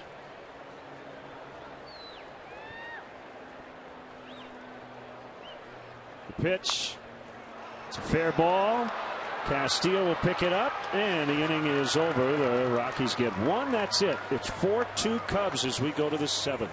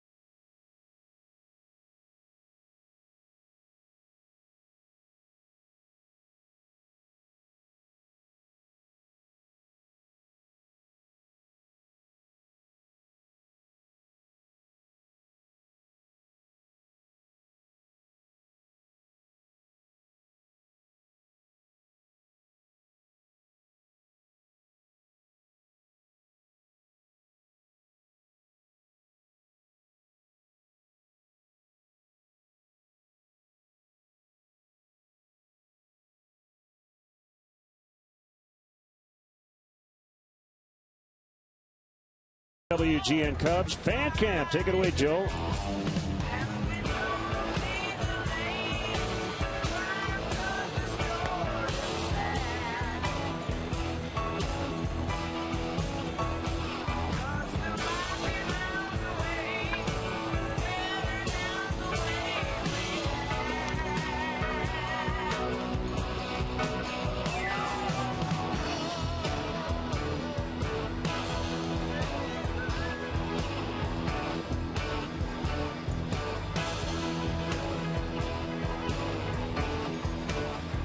Kind of the theme song out here in Denver. Well, they still play it when the Rockies win. They used to. Joe Walsh.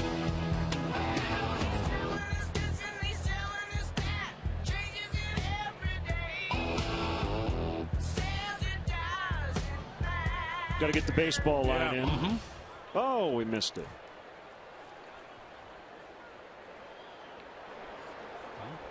Here's Juan Nicasio, right-hander. See what happens when Hendricks comes up. We'll find out if it's time to change the batter or not. Looks like it's not. Nobody's warming. So Nicasio back, but not as a starter. With the club when they opened the season, but really struggled. 14 starts, sent out in mid-June. Yeah, had a real hard time keeping the ball in the ballpark. 73 innings, 15 home runs allowed.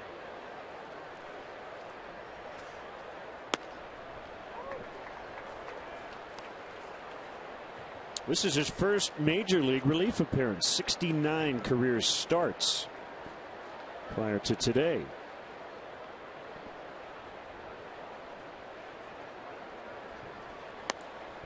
Swing and a miss, 2-2 on Valbuena.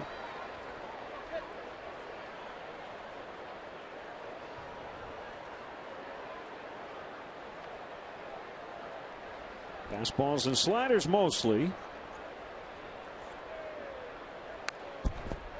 95 and fought off foul.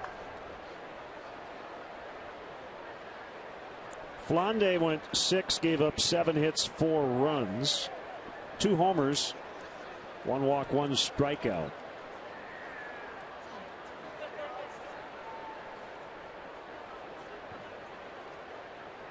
Not as good as he was in his start at Wrigley, but for the most part good today. Got a lot of ground balls. And then just a couple of pitches really hurt him there in the 6th when Baez and Castro went back-to-back on him. Double switch. Drew Stubbs came into play center, and that moves Charlie Blackmon over to left.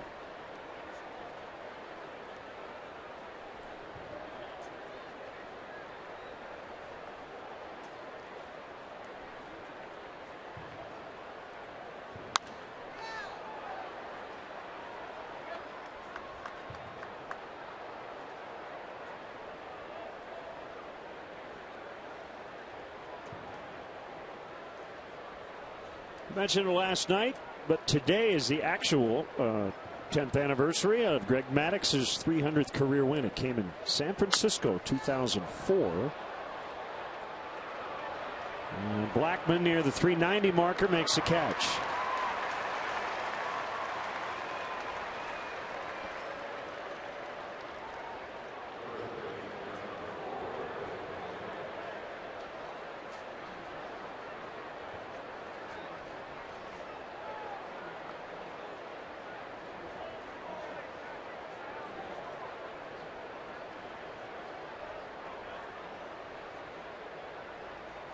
Now Valleca 1 for 2, getting the start at first.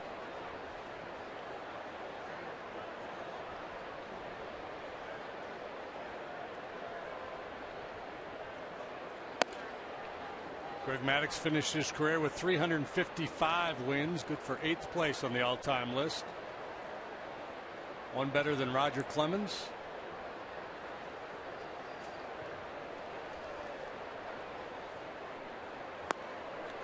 Good slider that time. 1-1. And most of the guys on the list ahead of him pitched way back in the day. Starting pitchers would routinely make 40+ starts. It was a different game.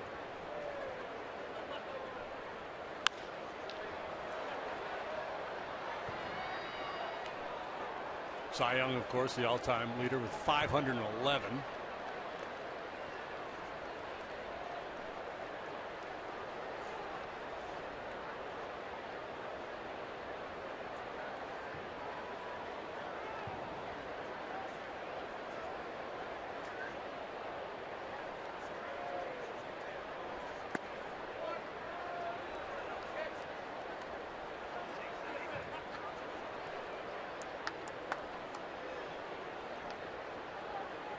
Another on this date, 2001, Cubs and Rockies played in the first ever game broadcast on WGN in high definition. 13 years ago today. Bounce to third. That's Arenado.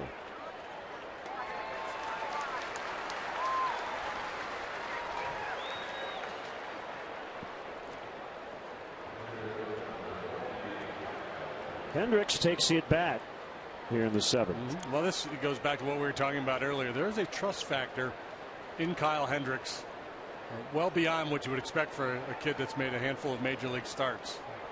Just love the way he goes about his business. They trust him with the ball in his hand out there with the game on the line.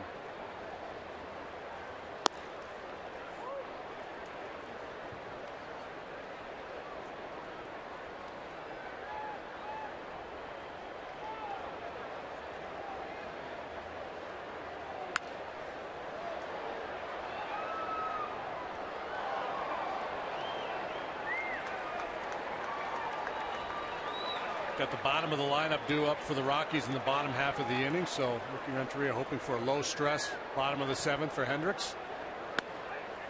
Called strike 3, and that will end the inning. Stretch time. Cubs lead by a pair.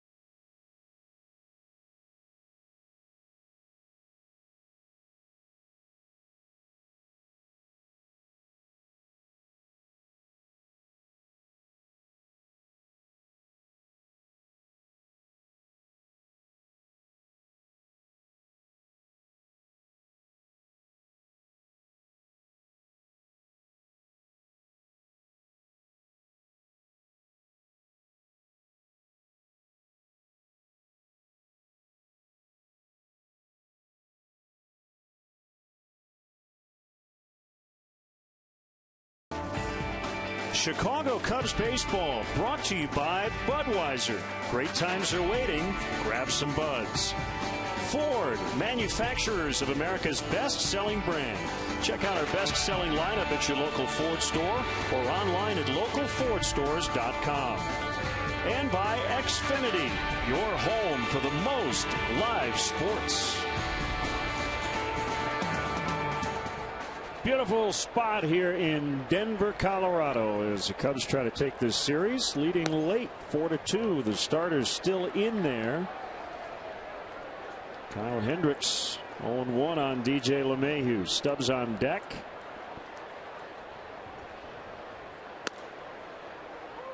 Called strike to make it 0-2. As Hendricks starts the bottom of the 7th here, the Cubs bullpen starts as well. Just in case action out there getting ready.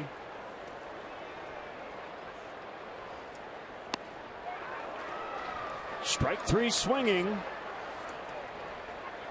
for the first out. Only his second punch out of the day. Mayhew's in a pretty deep funk and way up out of the zone after that one.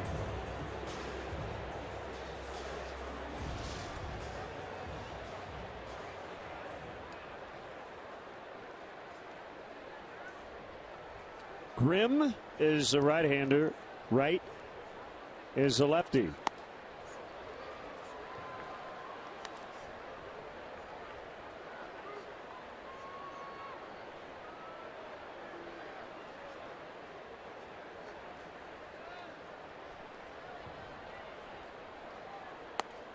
Stubbs with an awkward half swing. 0-2.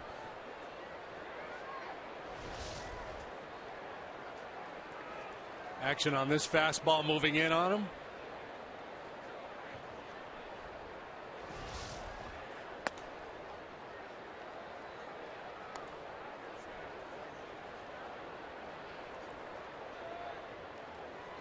Great pace by Hendricks.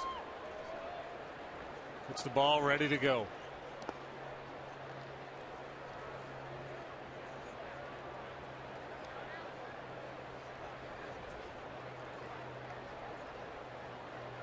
And very, very efficient.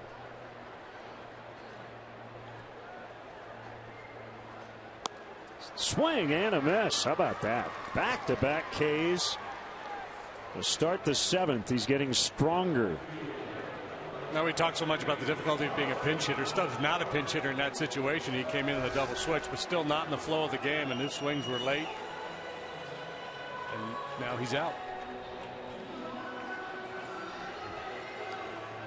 Long and tardy with that hack.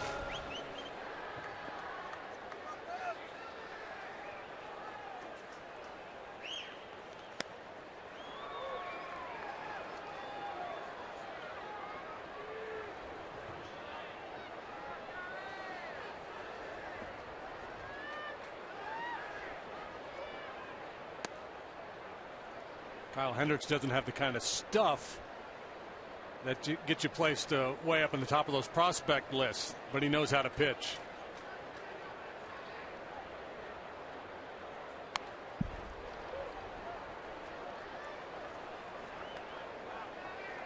I don't know what's going to happen, but you know how he's working right now?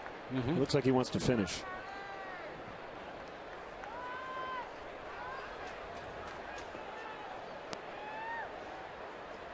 And you like to see that, don't you? Yeah, well, I'd be tempted to, just go batter by batter with him in the next inning if he gets Blackmon here.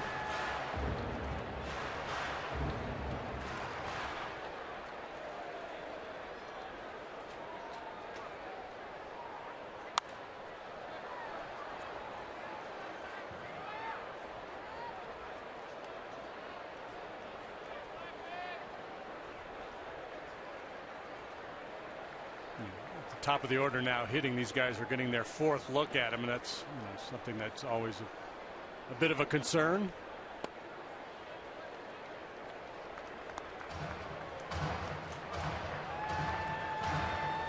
Three and 2 the count.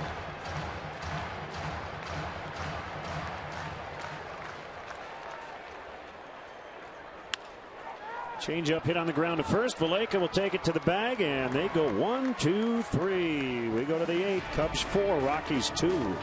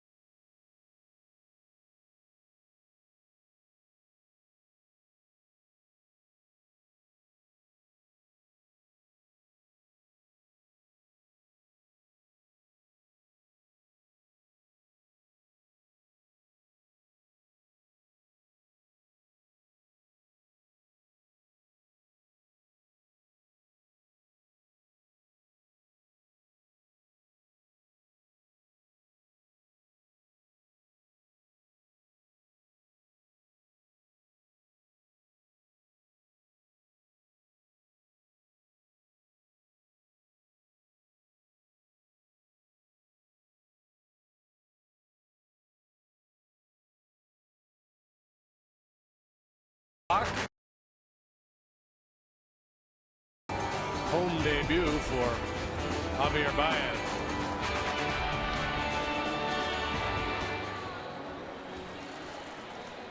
Hendricks has been terrific. Leading 4-2 as the Cubs will bat here in the 8th inning. Coghlan, Baez, Castro. He has the look of a guy who's going back out there.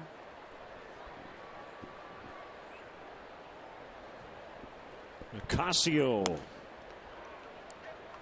wide on a fastball. Rare quiet day here lately for Coghlan. 2 groundouts and a flyout. And the pitch. 2-0.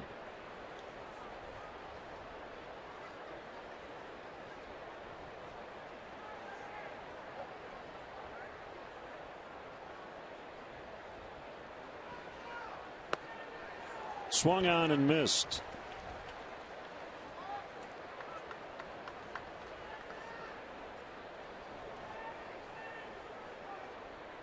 Coghlan's hit the ball hard a couple of times today, just at people.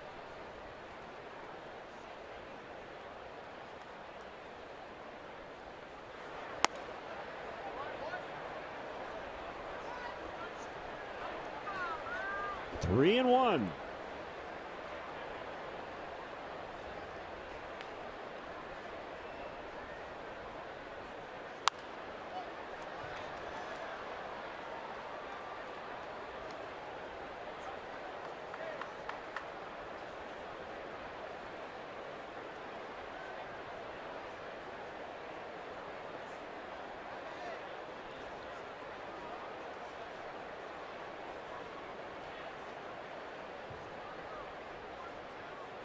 Ocasio ready for a payoff delivery, and Coghlan takes a leadoff walk. We'll bring up Baez, already 2 out of 3 with a home run and 2 knocked in. You know that old adage about a walk is as good as a hit. Well, it's not always the case, but it certainly is when you're leading off the inning.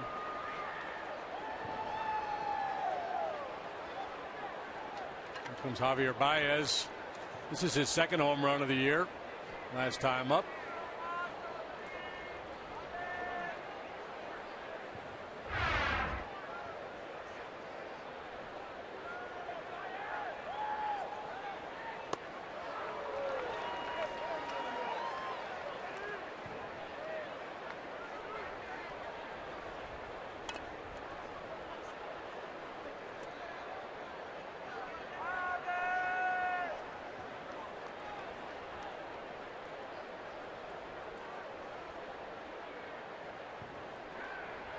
Coghlan goes. That ball driven out into deep right center, and it will go! He's done it again!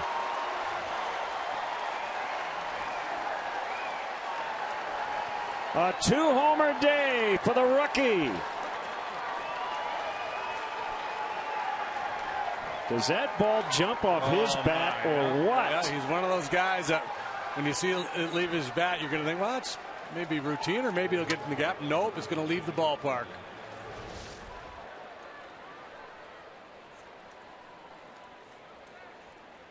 Tried to go back down and away with a slider. And you've got to go out of the zone against Baez.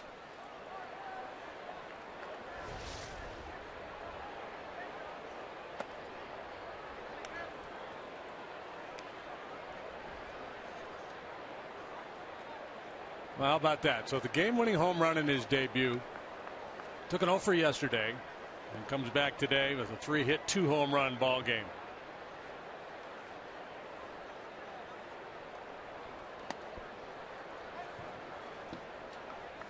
Anthony Rizzo's had a lot of conversations with him today. Wow.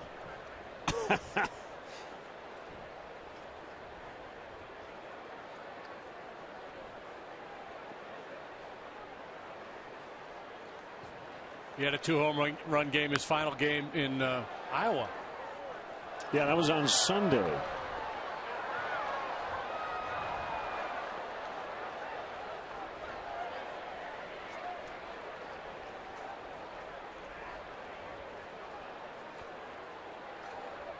Hello, baseball world. My name is Javi Baez. I'm going to be torturing pitchers for the next decade or so.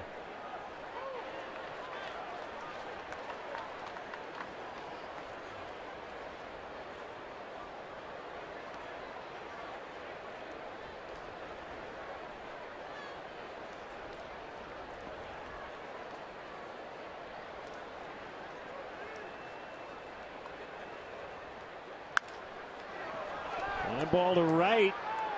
Gonzalez on the run.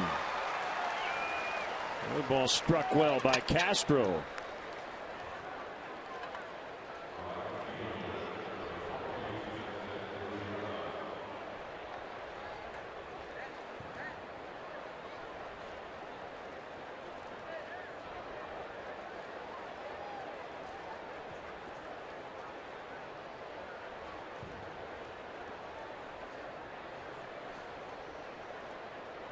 Four big league hits for Baez, all knocking in a run. 3 have been home runs. It's Rex Brothers up in the bullpen. 6-2, the Cubs have the lead.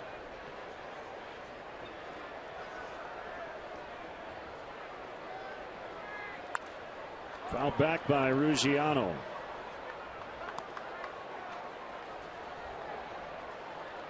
By the way, it's interesting, JD, right now, this is the only game in progress. You had some finals from earlier. Everything else is later tonight. We have the only telecast here in Denver. There's a lot of people around the country, maybe some in the baseball world, watching Baez for the first time today, and I think they're going, okay, I see what everybody's been talking about. Excitement's about the way that ball jumps off his bat. And again, you know, we don't want to get ahead of ourselves here. This is a kid who struck out 30% of the time down at AAA, so you figure that's likely going to happen against big league pitching, but you're getting a sense of what he can do when he makes contact. 21 years of age.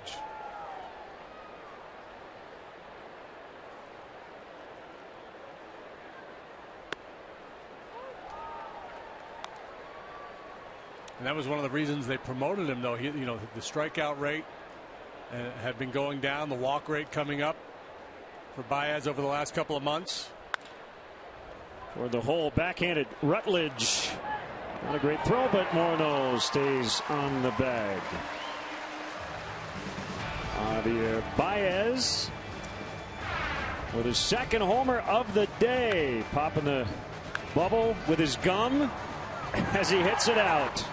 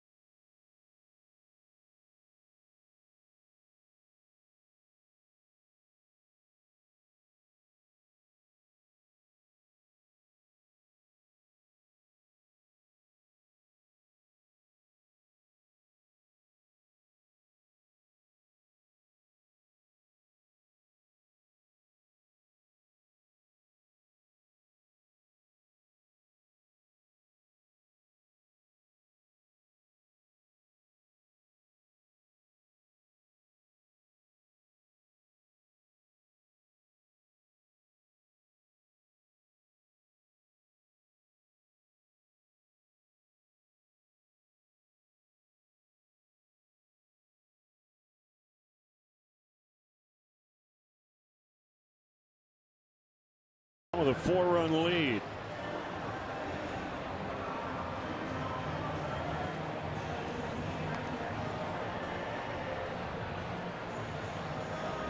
A lot of help from the home run ball today. Baez with 2, Castro with 1. Yeah, it's so important in this ballpark, especially to add on late.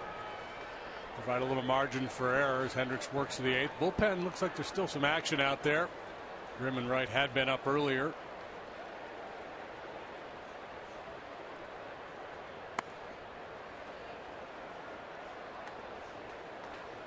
Happy 27th birthday to Jessica Ayers today from Portage, Indiana. 2-0 start on Rutledge. I would like to say that Baez promised to hit her a home run today, but I'd be making that up.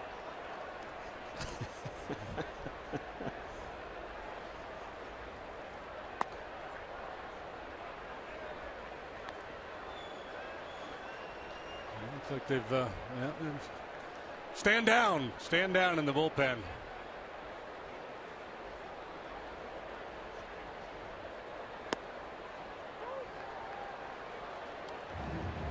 Hendricks worked out of a jam in the 4th. He allowed 1 run, but had runners at 1st and 3rd with just 1 out. Got a big strikeout of Carlos Gonzalez, his 1st of the day.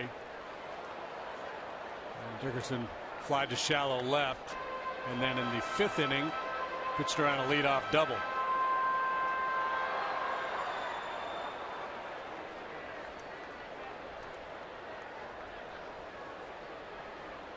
Full count, Morneau on deck. Here's the pitch. Bounce to Castro.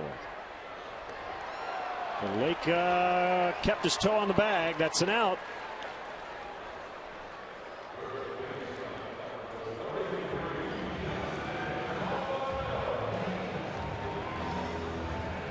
Bring up Morneau. Walt Weiss is checking with his bench coach to see if he should challenge, and he will not.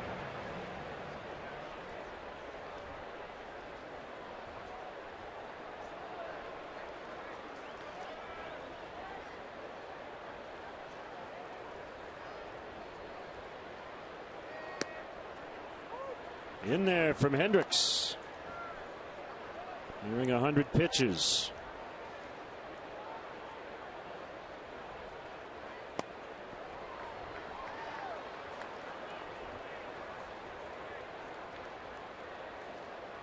Went 107 pitches to get through 7 in that last start at Dodger Stadium.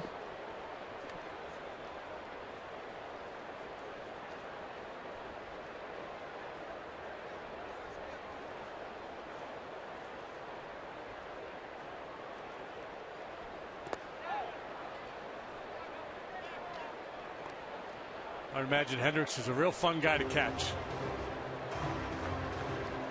because of his ability to throw the ball where you ask him to. They're trying to set up hitters, get into that cat and mouse game, in, out, up, down, change of speeds, and a guy that can execute pitches. Once Castillo catch him, there's not a whole lot of jerking the glove back across the strike zone to catch an errant pitch. He's usually around the mitt.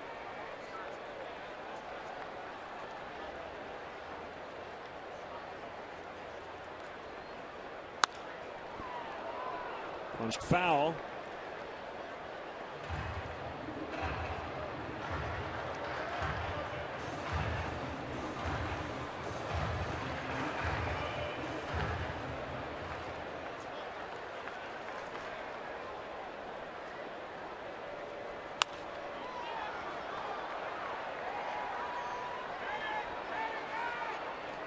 Castro makes a grab, 2 outs. Well, one thing you could say about Kyle Hendricks, he keeps his middle infielders involved. A lot of ground balls today and a lot of chances for Castro. He's given up 6 hits. A couple really weak ones. A little blue pop up in front of Castro, and then Morneau ground ball to short in the 6th.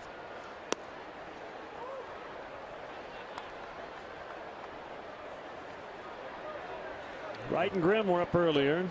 They're up yet again. This will probably be it for Hendricks, this 8th inning.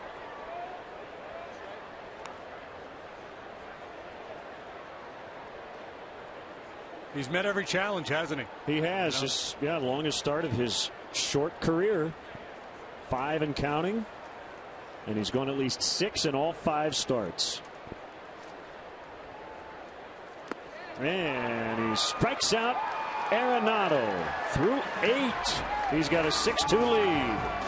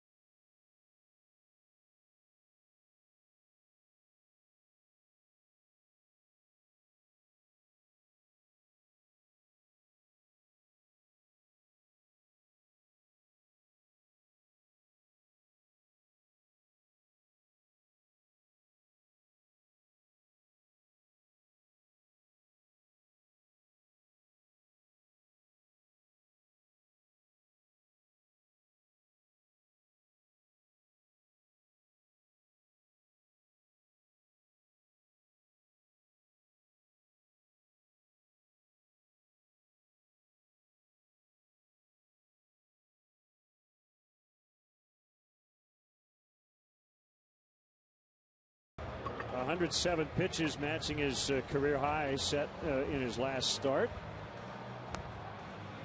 This time getting him through 8 with a 4-run lead. 5 big league starts, good work each time he has gone to the mound.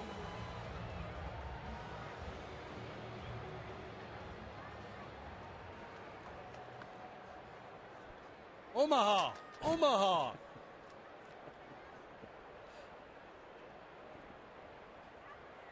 Rex Brothers is a new Rockies pitcher here in the ninth.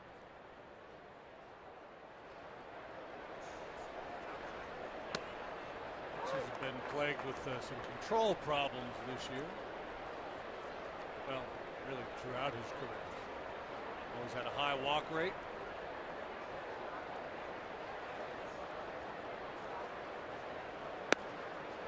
Strike called, fastball. And Alcantara was good. Mid-90s fastball, 3 and 5, 463 the earned run average, 55th appearance for him. League hitting 262, and factor in all those walks, that whip of 1.63 rather high.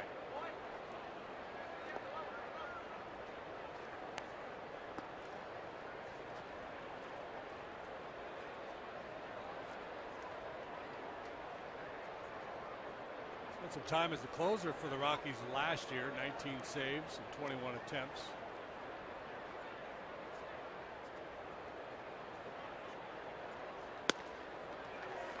Swing and a miss, strike 3. We get Alcantara, now Valbuena. It's a high anxiety though when you got a short reliever that walks that many, unless he's striking out Aroldis Chapman or Craig Kimbrell. Have those kind of strikeout rates, you can live with a high walk count, but that's not the case with Brothers. Not this year for sure. He struck out 21%, which is a little better than league average, but not a lot.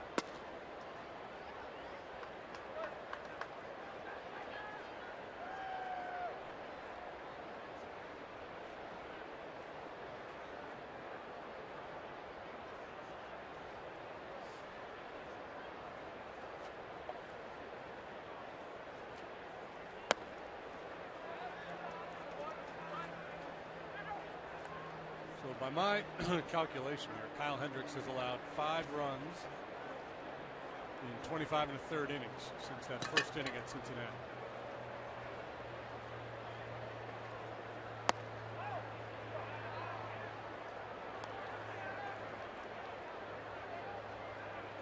Are we sure he's done? No, we're not. An 0.89 ERA in his last 3 starts.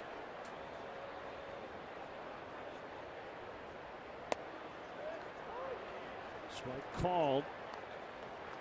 I'm not sure he's done, but I'm guessing he's done. He's got his hat on. And, you know, if you're going to give him the 9th with a chance to finish the 9th, then you're pushing him up into the 120-plus pitch area, and I don't think they want to do that. Caught by Rutledge for the out.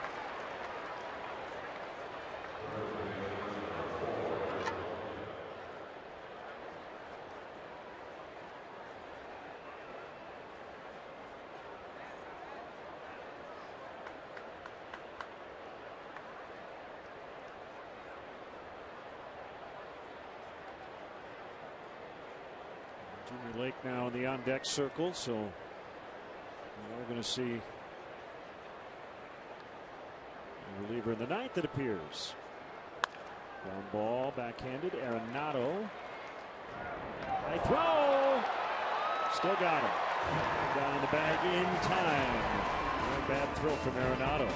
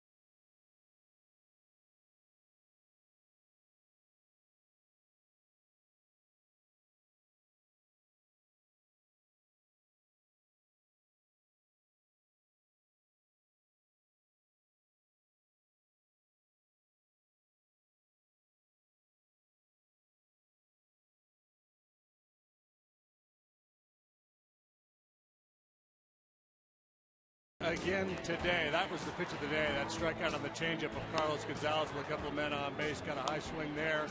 Finishes off Stubbs. And oh, by the way, Javi Baez doing his thing. Yanks one down the line to left. High towering home run. And Starlin Castro followed up with a home run of his own. So Baez took that as a personal challenge and whacked this slider into the Rockies bullpen. These guys playing anything you can do, I can do better. Trying to steal the headlines.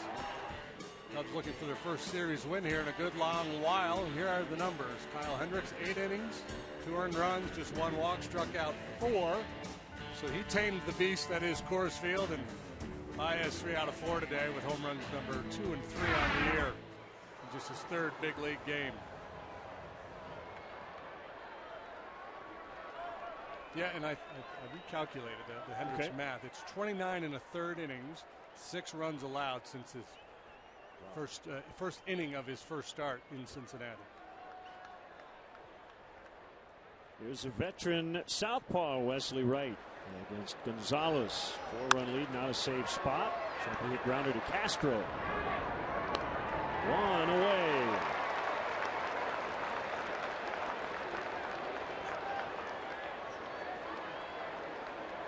And then Barnes will be announced for Dickerson, and that'll bring out Ricky Renteria, and he's going to go to his pen.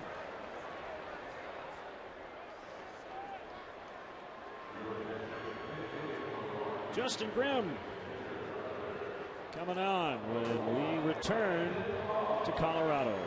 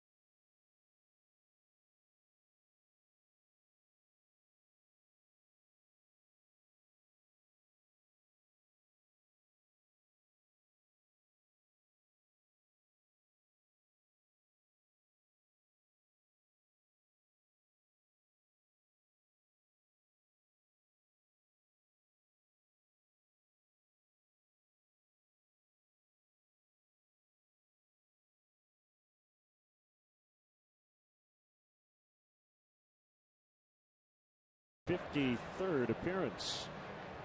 Second in this series. He pitched one inning on Tuesday in the opener. For the year, 3-2, 441 for Justin in 52 appearances. A nice roll here of late. 5 consecutive scoreless outings.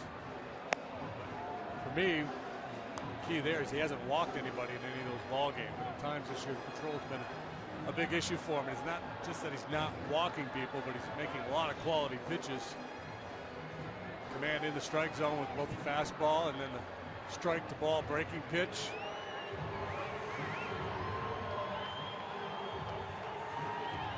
He faces Brandon Barnes, who's tied for the major league lead with 13 pinch hits. He's at 295 in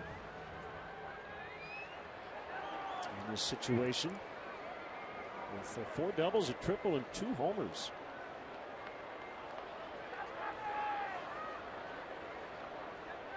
One out, nobody on. 4-run lead here in the bottom of the 9th. Going away on a fastball.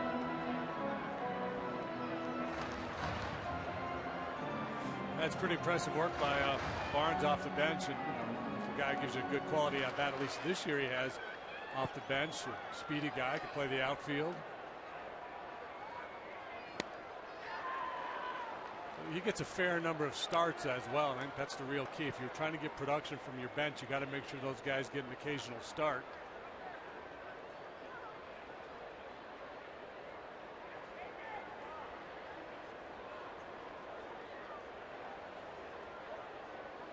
So he overcame maybe the jitters in his first big league start. He pitched well in his debut at Wrigley. Faced that Dodger lineup with all their star power, no problem. Comes here, Coors Field. No problem.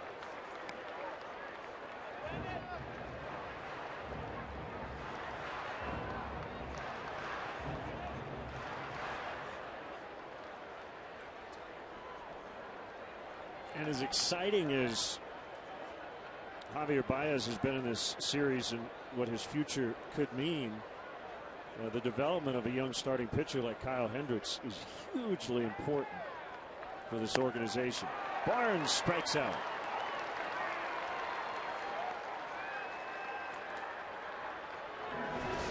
So that's why today's so big. You get the a big game from your rookie second baseman, and you get 8 innings from your rookie pitcher.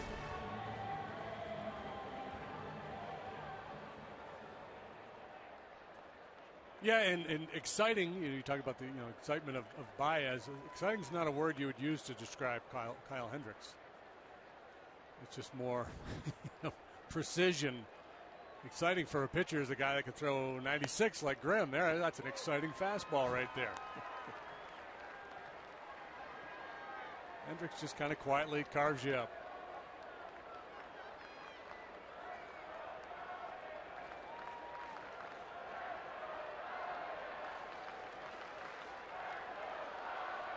If you watch him pitch, you would guess he's probably really good at chess.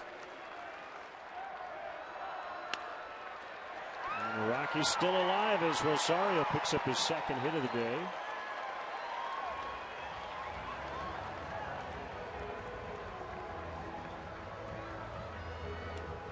We'll bring up LeMahieu.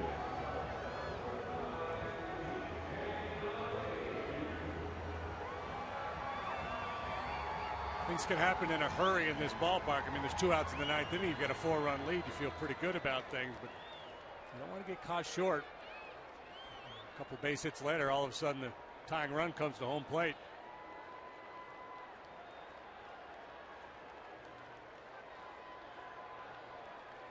Runner goes from first, and LeMahieu fouls. Hey, best of luck to Jackie Robinson West, the Little League team. If they win tonight, they're headed off to the World Series.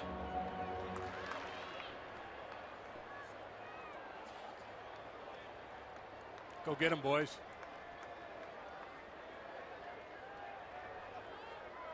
One, Rosario will take second without a throw and will not be given a stolen base.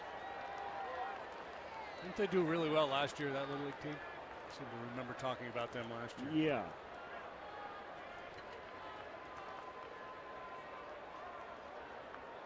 Must have a dynasty going over there.